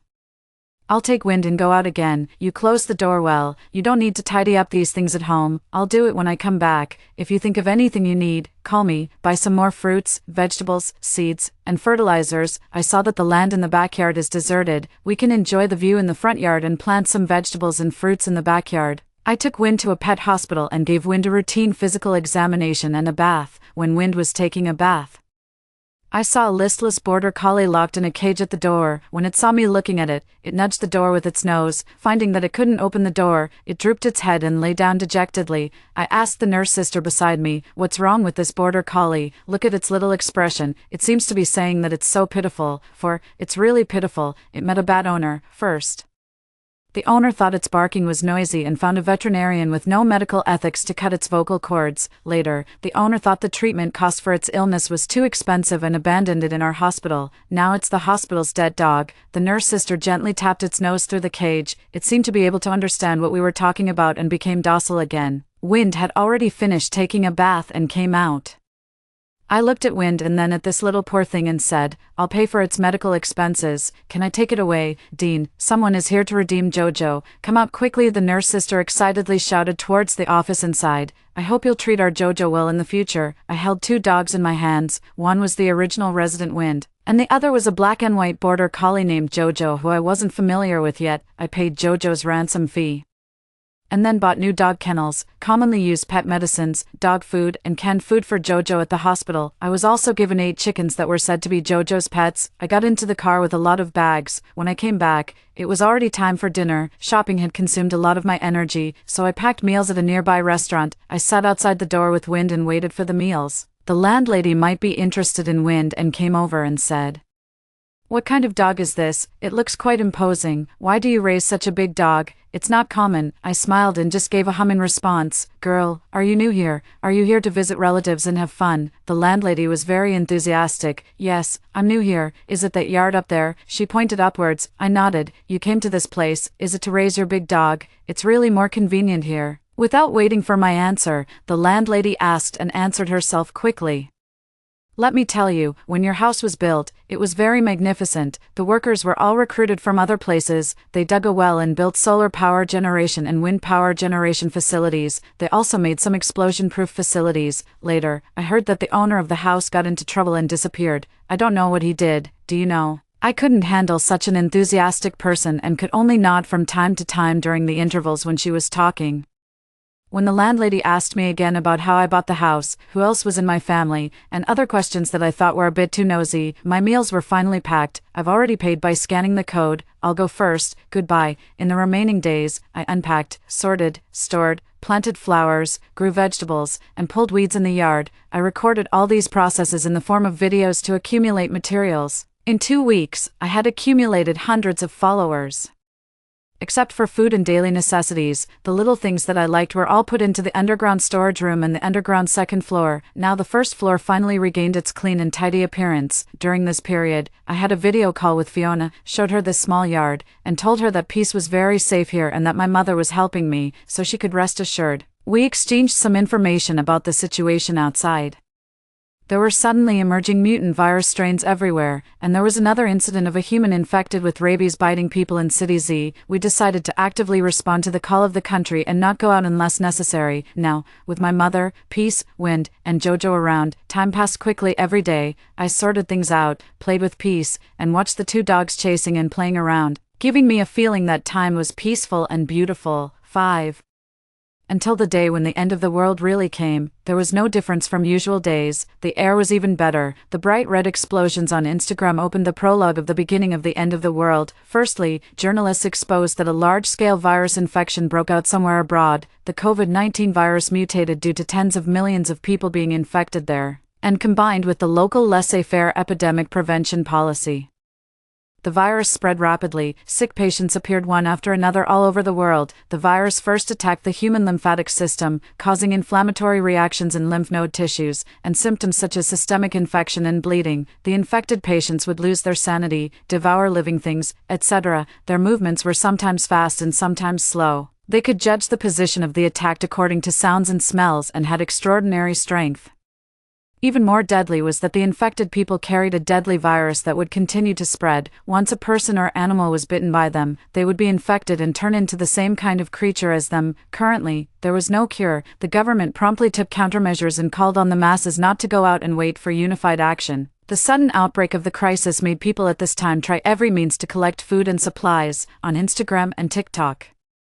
What was shown were all empty shelves. The supplies I had stockpiled when moving from City B were enough for my mother, Peace, and me to live a wealthy life for 2 years or even longer. The moving company came all the way from City B, and they didn't know what I had stockpiled. The small yard was so solid, and there was also a basement. We must be able to get through this difficult time safely. I kept strengthening the belief in my heart that we were safe. The place where we lived now was far away from the crowd and the urban area, so it was extremely quiet. My nerves were like a tightly stretched string, making me afraid to make any sound. I went to check the gate of the yard again to make sure it was locked. I drove the quail chicks in the backyard into the breeding box and brought them to the basement. I locked the doors and windows on the first floor, drew the curtains, moved a part of the supplies on the first floor to the basement, and brought my mother, Peace, Wind, and Jojo to the basement. Then I closed the hidden door from the wine cellar to the kitchen in turn, locked it from the inside, and locked the door from the basement to the wine cellar. Finally, I felt settled and sure that we would be safe. I used the computer in the basement to watch the network news broadcast. The anchor was calling on everyone to stay silent at home as much as possible. The camera turned, and the street was desolate, in just one day. Was it the sudden crisis or the virus that defeated the human order? People were in a state of panic, although in stockpiling supplies and picking up my mother, I had a vague premonition that there might be a zombie apocalypse, but more in my heart was the fluke thought that I was just overthinking. Fortunately, the network was still not down. I left a message for Fiona, telling her our address, hoping that Fiona could avoid this disaster with us. The signal in the basement was not good, and the message was sent out after a long time, but there was still no reply. The beds in the basement bedroom had been made long ago. I arranged water and food for the two dogs. I took out the air purifier from the storage room, although there was a fresh air system in the basement. In the current situation, the pets had to stay in the same space as us, and there was also peace. Taking out the things that had been prepared and using them would give me a feeling that I hadn't been busy in vain. 6.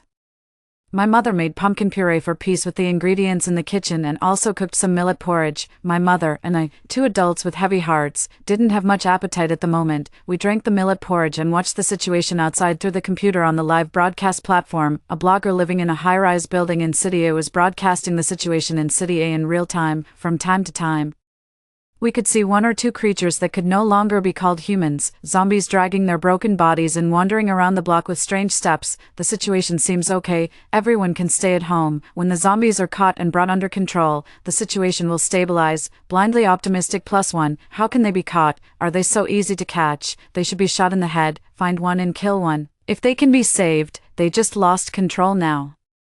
Killing them is no different from killing people. In troubled times, kill the bitch first, catch them and lock them up upstairs at home.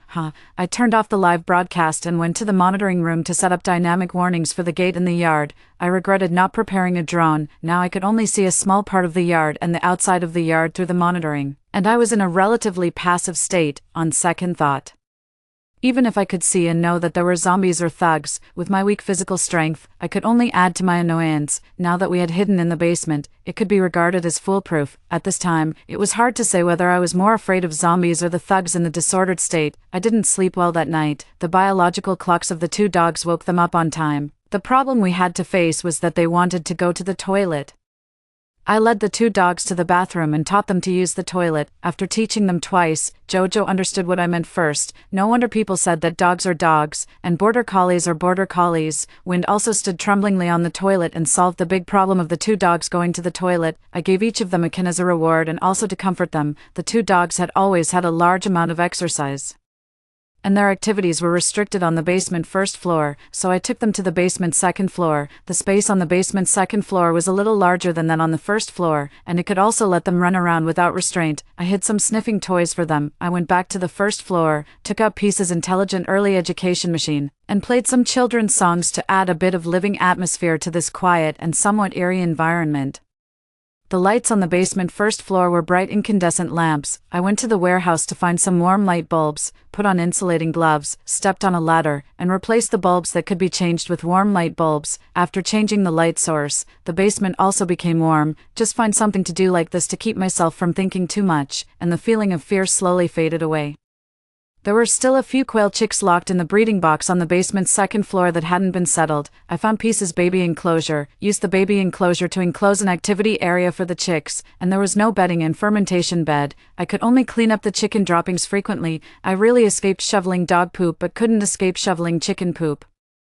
To ensure their temperature, I installed a few heat lamps. Jojo poked his head over to look at his pets. What was more magical was that Wind didn't go to harm these chicks. Maybe there was some encrypted conversation between him and Jojo, and these chicks were taken care of by Jojo. I couldn't help but look at some videos taken by bloggers with drones, observing the zombies at close range. These people who were the same as us a few days ago, with thinking insanity, had become bloodthirsty monsters. The sound made by the drone made them chase in the direction of the drone. 7. At present, there has been no large-scale zombie tide and no casualties. Most of the people were staying at home honestly. 2 weeks later, a continuous heavy rain caused damage to power lines and equipment, resulting in a large-scale power outage and water cut. In an instant, the little confidence that everyone had finally built up was shattered. At the same time, someone found that the heavy rain affected the hearing of the zombies. After losing their targets, their mobility was much slower than before. They thought that the heavy rain could cover the human smell and also thought that now was a good time to take a little risk, collect supplies, or kill a few more zombies. Under this blind illusion and inexplicable self-confidence, the number of zombies on the street could be seen to increase visibly. The small yard had its own power generation facilities, and the power outage and water cut didn't have much impact on us. Because of the heavy rain and strong wind, I cancelled the dynamic warnings for the gate and the yard and the monitoring. I got up early as usual and checked the situation of the small yard through the monitoring. The sky had cleared up, a few fruit trees in the backyard had been blown crooked, and the planted flower seedlings and vegetables were in a state of being blown in all directions. It didn't matter. Nature was about survival of the fittest. The pond had been filled by the heavy rain, and there were a few dead fish lying on the grass around it. I didn't know if they had given up or couldn't withstand the baptism of the heavy rain. The big tree in the front yard was still tall and straight. Everything was normal in the front yard. From the monitoring, a cat-like baby crying sound suddenly came. I switched the monitoring screen. A blue baby carrier was tied to the top of the gate with a rope and was hanging there. Who was airdropping a baby in the rainy night? Was it a trick to use the baby crying sound to arouse others' sympathy and open the door, and then break into the house for robbery? I adjusted the monitoring video to playback at 8x speed. At 2:32 in the rainy night, a light truck RV passed by the front of my house and didn't stop but continued to drive up the mountain. The top of the mountain was a deserted Starry Sky campsite. Maybe their destination was there. At 2:46, the RV that had already driven away came back to the front of the small yard. The door of the driver's cab was suddenly opened, and a man in a gravel-gray windbreaker staggered into the camera. He stood blankly in the rain looking at the person in the passenger seat, then closed the door and got into the RV. When he appeared in the camera again, He was holding the baby carrier that was now hanging on the gate, his right arm was tied up with a rope, and there were bloodstains seeping out of his forearm. With his left hand holding the baby carrier, he laboriously climbed onto the roof of the RV, put the baby carrier into the yard, and tied it to the gate so that the baby carrier was hanging on the gate. This series of actions seemed to consume all the strength of this man. He rested on the roof of the RV in the pouring rain for a long time, and finally fell down from the roof, struggling to get up, crawling into the driver's cab, starting the car, and driving down the mountain. In the enlarged monitoring picture, it could be seen that the person in the passenger seat was a lady who had already become zombified. I guessed that the two of them were taking the child and wanted to go to the campsite on the top of the mountain to avoid the disaster. On the way, the lady might have been attacked and scratched by a zombie and didn't notice, or it was too late to notice. During the process of turning into a zombie, she bit the man. The man, in a panic, thought of the child in the RV, so he retreated to the front of the small yard to give the child a chance to survive. The monitoring picture was still playing, not long after their car left. A huge explosion sound came from the direction of going down the mountain, and the little baby in the baby carrier started crying from this time. 8. In such a chaotic world, I adhered to the idea that it was better to mind my own business. I had warned myself countless times not to be nosy and to ensure the safety of my family as the top priority. Facing this kind of situation similar to entrusting an orphan, without any room for maneuver, I was also at a loss for a while. I briefly told my mother what had happened last night and discussed with her how to deal with it. My mother asked me to go up and figure out the specific situation before making a decision. I didn't prepare any protective equipment. I didn't expect such a situation. I put on a protective mask, long-sleeved clothes and pants, and gloves. I hoped that what I saw would not be a zombie baby. Please, I really didn't know how to deal with a zombie. I opened the door tremblingly and walked out of the basement. I asked my mother to lock the door of the basement well. Wind followed me and we walked out of the door of the first floor room together. The air after the heavy rain had a freshness that couldn't be blocked by masks and face masks. I took a deep breath. I followed the stone path to the front of the gate. The ground was slippery after days of heavy rain, and there was a shallow layer of water. The little baby in the baby carrier was crying weakly. I untied the tied rope, threw the rope on the ground beside me, picked up the carrier and walked into the sunlight. It was a baby who looked 2 to 3 months old, wearing an apricot-colored jumpsuit, a cute bib, and covered with a thin Lion King quilt. The sunshade of the carrier didn't cover too many violent raindrops last night. His quilt was wet, and the moisture wet his clothes. He had been in such an uncomfortable environment for a long time, and his 2 legs were kicking uncomfortably. I took him out of the carrier and carefully examined him. After confirming that there was no wound on his body, I dared to carry him into the room, found pieces, clothes and toiletries left upstairs, used warm water to simply wash and change the little baby into clean and warm clothes, and made milk powder for him to drink. He was a very cute little boy. After drinking the milk powder, he hummed and fell asleep. Probably he had cried for a long time. His changed clothes, quilt, and bib, I thought it would be safer to burn them. But on second thought, these things were already the last things his parents left him, so I immediately used the washing machine to disinfect and wash them at high temperature. I told my mother that I would stay upstairs with him for a while and go down when he woke up. While he was sleeping, I found the telescope I had bought and climbed up the big tree in the yard. For a person who didn't exercise regularly, climbing up a tree was really exhausting.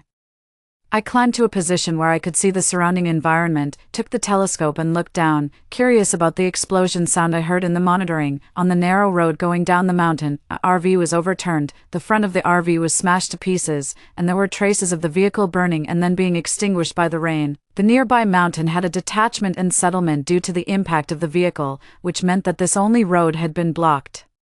In such a situation, nobody knew if the child's father had done something for the child. Now that the road was blocked, our survival in the mountains became even safer. With an indescribably bitter feeling, I picked up the little baby who had just woken up and went back to the basement. I told my mother the situation outside and my guess. My mother said to take good care of him. The bib of the little baby was embroidered with a Thai character. It should be the name of this little baby. I changed his nickname to Tiger. I hoped that he would be healthy and full of life. Not long after we went back to the basement, Tiger started to have a fever. This was expected. I put a pediatric cooling patch on the back of his head, wiped his palms and soles with a warm, wet towel. When his temperature didn't go down, I used a suppository. Dinner was 2 open canned foods. I hadn't been able to eat well during this period. The fresh vegetables in the freezer had become wilted.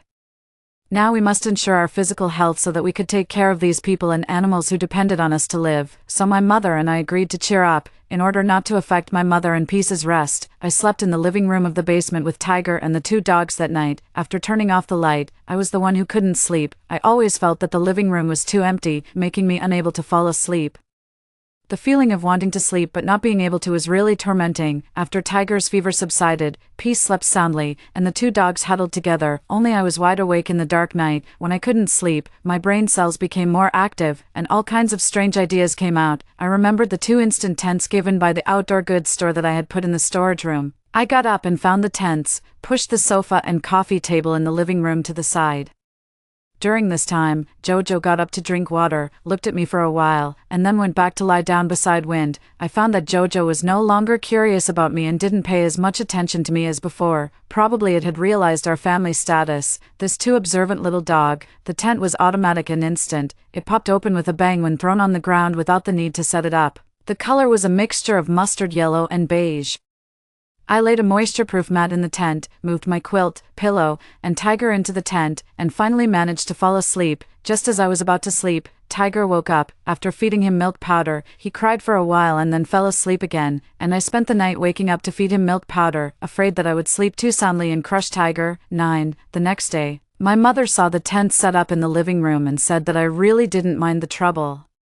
And I was very eager for Tiger to be able to sleep through the night like Peace. 1 week after the power outage, due to the failure of the network server caused by the power outage, the use of broadband network was affected, and the batteries of the Iron Tower base station were gradually exhausted, and the communication base station couldn't work normally. We didn't need to hide in the basement all day long. Tiger's fever didn't recur. We went upstairs with them. From now on, we would stay upstairs during the day and go back to the basement to rest at night. The fresh air and warm sunlight were so desirable. Human beings have a great forgetfulness. Without the reminder of the network, in a daze, we would forget that we were in a chaotic world, and there was a bit of a feeling of peace and quiet without knowing the height of the sky and the thickness of the earth. With the previous experience of climbing trees, I decided to make a rope ladder and tie it to the tree.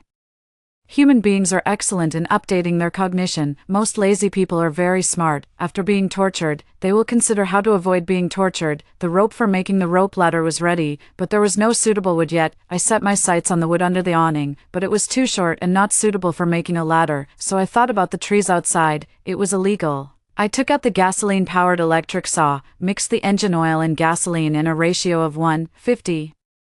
And then added lubricating oil to the saw and filled it with gasoline. I assembled the chain guide plate, adjusted the tightness, and installed the baffle. I put on my protective mask, gloves, and took Wind with me. Usually, without a leash, I wouldn't take Jojo out. Of course, there was no such opportunity either, as I didn't want to stage a drama of chasing a dog all over the mountain. I selected the trees to be cut them down with the electric saw, and then sawed them into small pieces and dragged them into the courtyard. Anyway, since I had taken out the electric saw, I simply cut down 2 more stout trees, sawed them into sections as well, and pushed the tree stumps so that they could roll back into the yard. What are you bringing these back for? You're really good at wasting things. You come up with one idea after another. My mother felt a bit sorry for the cut trees. To make a rope ladder and hang it on the tree, and make a few tree stump stools and place them in the yard. I think you look like a ladder. There are so many stools already. You're just being idle. It was another day of being nagged. I used the electric saw to cut out several pieces of material for making the ladder. The unused wood was placed in the rain shelter in the backyard.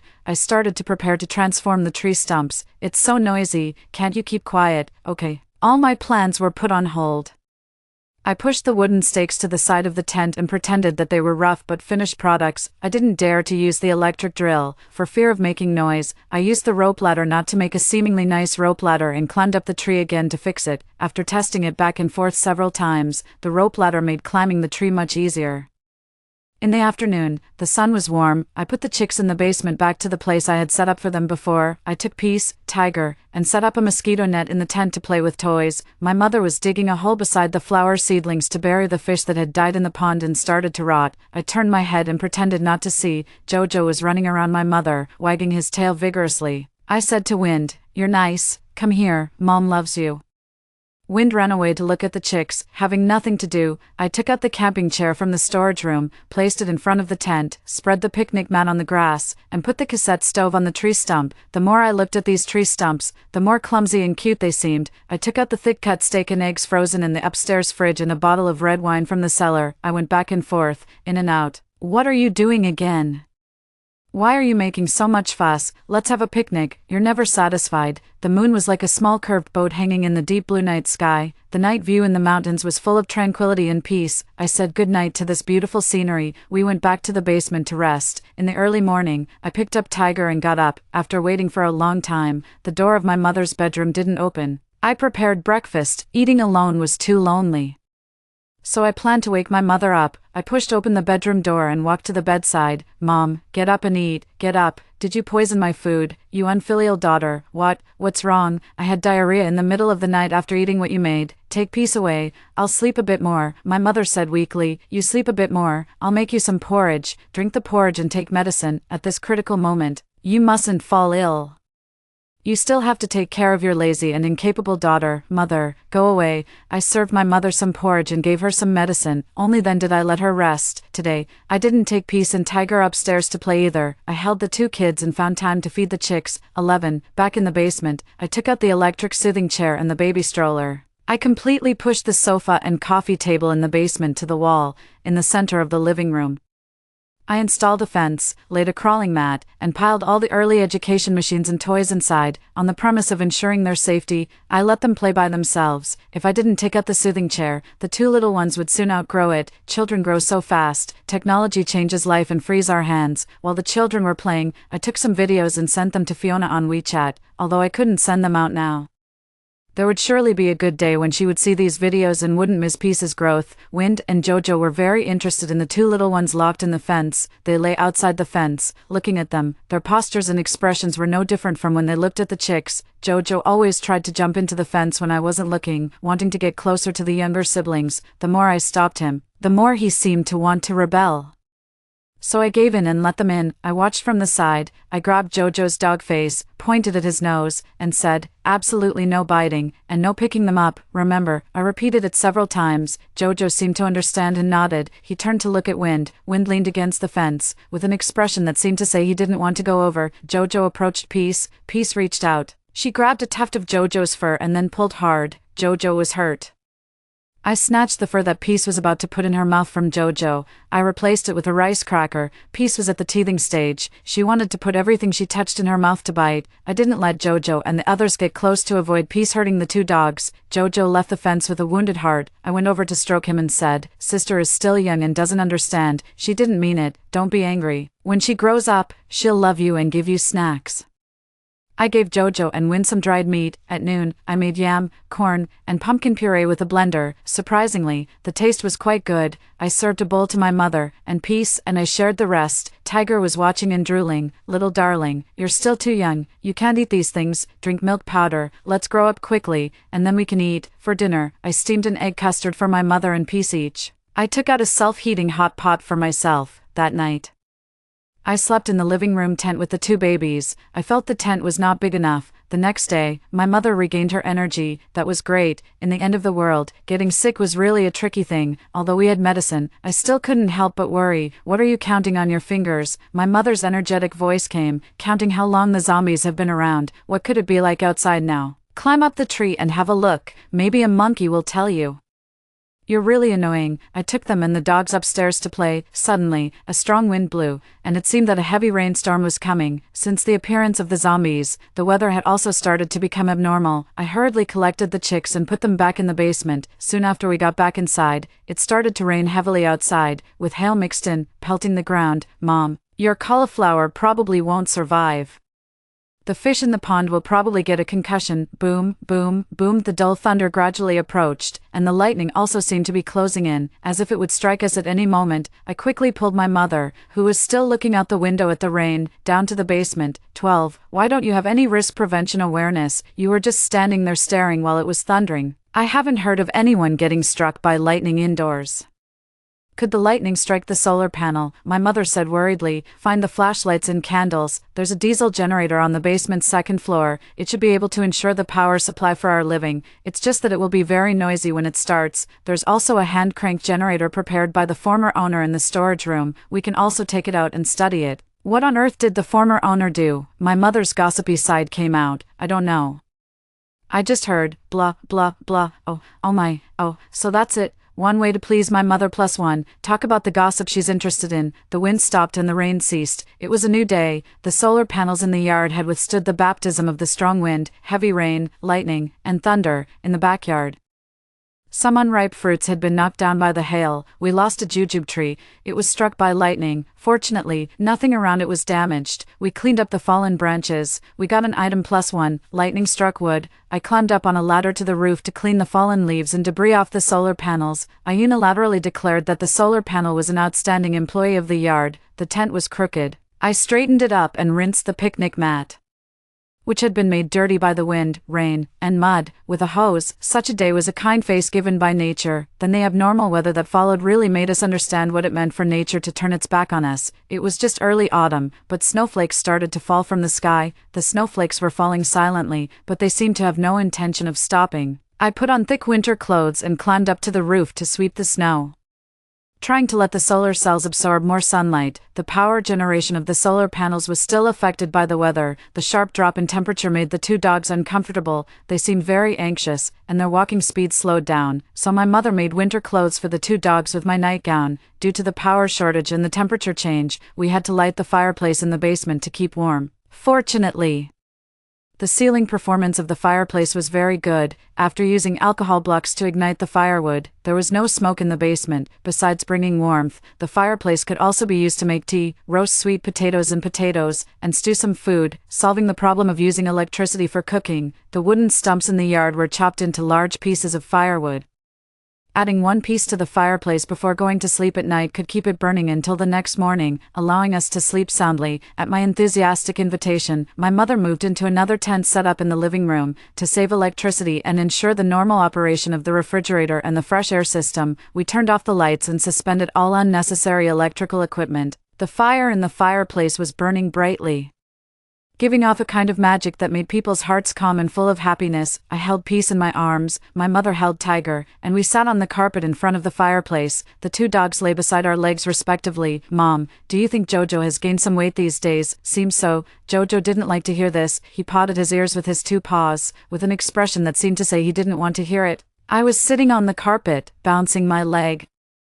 My mother looked at me and said, "What's wrong with you? You're wriggling around. Are you uncomfortable?" 13. You can't expect anything good from me, really. I took out a somewhat roughly made gold bracelet from my pocket and handed it to my mother. Where did you get this? My mother looked at me and then at the bracelet and asked. I was a bit embarrassed and scratched my messy hair. I made it myself. It's a birthday present for you. Now I can't buy other presents, but I think this bracelet is more meaningful. After all, I hammered it out one by one, 80 for the big hammer, 40 for the small hammer. It's a unique token of my affection. You can't dislike it because it's ugly. I'll put it on for you. My mother wrapped her right arm around Tiger and handed me her left hand. I put the bracelet on my mother's wrist. My mother looked at it up and down for a while and then took my hand and said, "You're quite skillful. Thank you, daughter.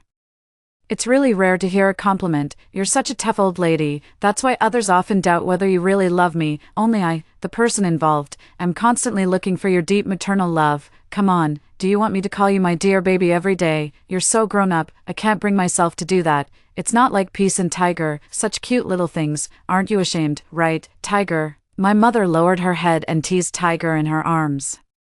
I held Peace in one arm and took out a decorated chocolate pie with a candle on it from the basement storage room. Peace curiously stretched out her body, trying to grab the flame on the candle. I had to put Peace on the carpet and kneel on the carpet myself, holding the chocolate pie higher. Make a wish. I hoped that all my mother's wishes would come true and that she would be healthy and happy. I silently made a wish beside her. My mother blew out the candle.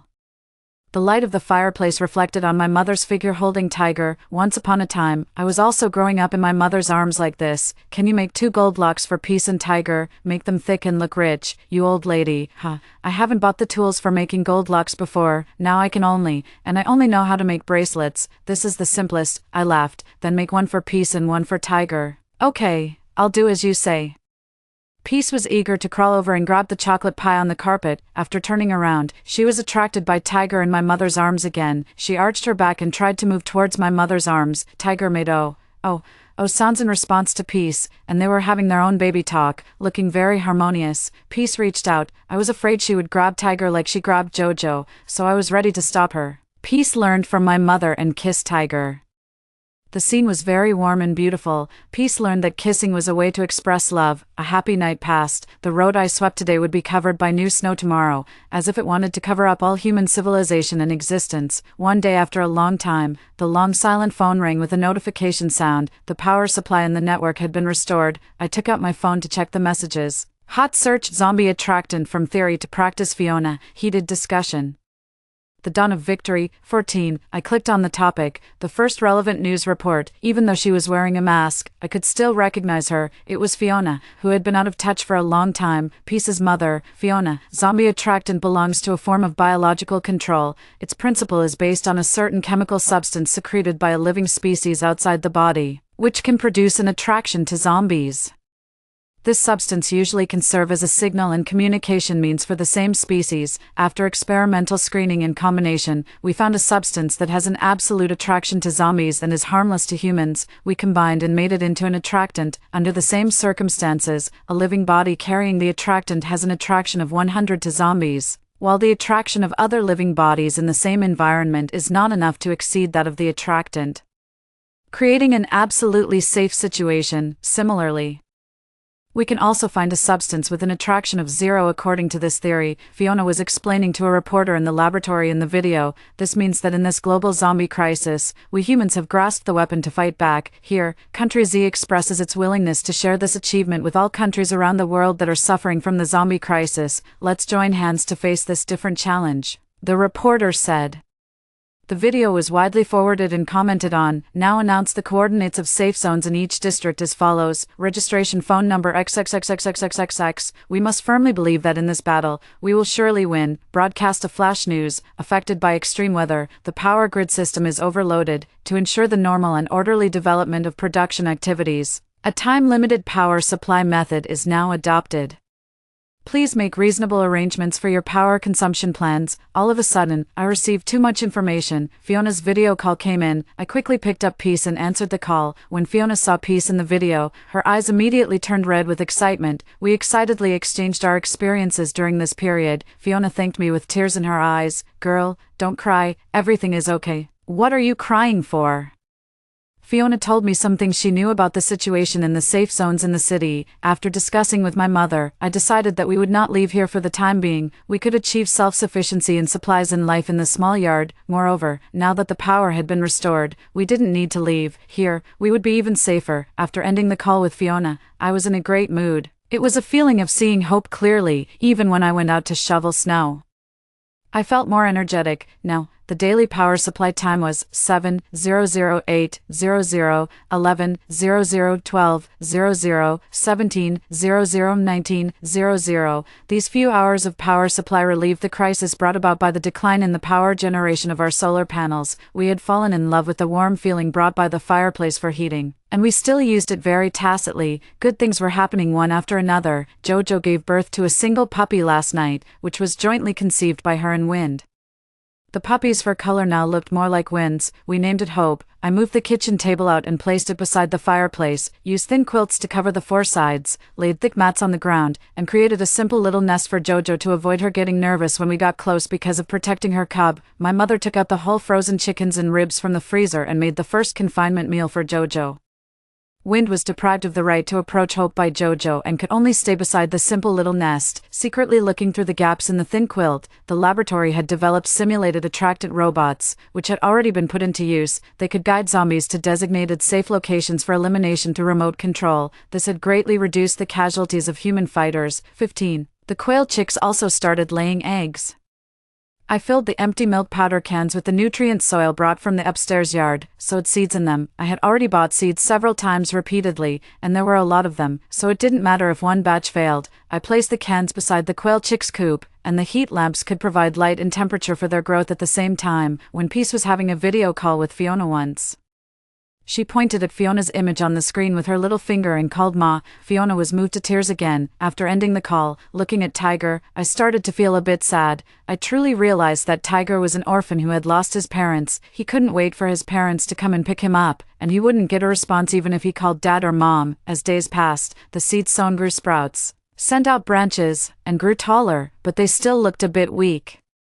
I shoveled up the chicken droppings nearby and buried them in the soil. The quail chicks started brooding. The process of life's gestation was really magical. The haze in the sky had completely dissipated, and the earth began to rejuvenate. Green grass and leaves started to sprout. Hope grew into a handsome and rather naughty puppy. It needed extremely patient training. I could only lower my expectations of it. Probably its obedience followed its mother's. Once, when I pretended to hit it, Wind rushed out, pressed my raised hand with its paw, and nodded at me, with an expression that seemed to say, for my sake, let it go. In this global battle against zombies, Country Z, relying on the absolute advantages of its previous epidemic prevention system and the arduous and sacrificing spirit of its people, finally managed to overcome the virus with great difficulty. However, foreign countries, due to their laissez-faire policies, suffered heavy losses. Many countries even faced the risk of disintegration. Out of humanitarianism, our country extended a helping hand to the severely affected countries, helping them eliminate zombies and rebuild their economies, becoming the most responsible world leader in the contemporary era. After this disaster, countries around the world were severely weakened and began a long period of recuperation. The world situation reached an unprecedented level of peace. The world had changed so much. We continued to live a wealthy and happy life. Everyone would have a better future. As for why Peace was named Peace, because Felix's nickname was Joy, and peace and joy were Felix's romance.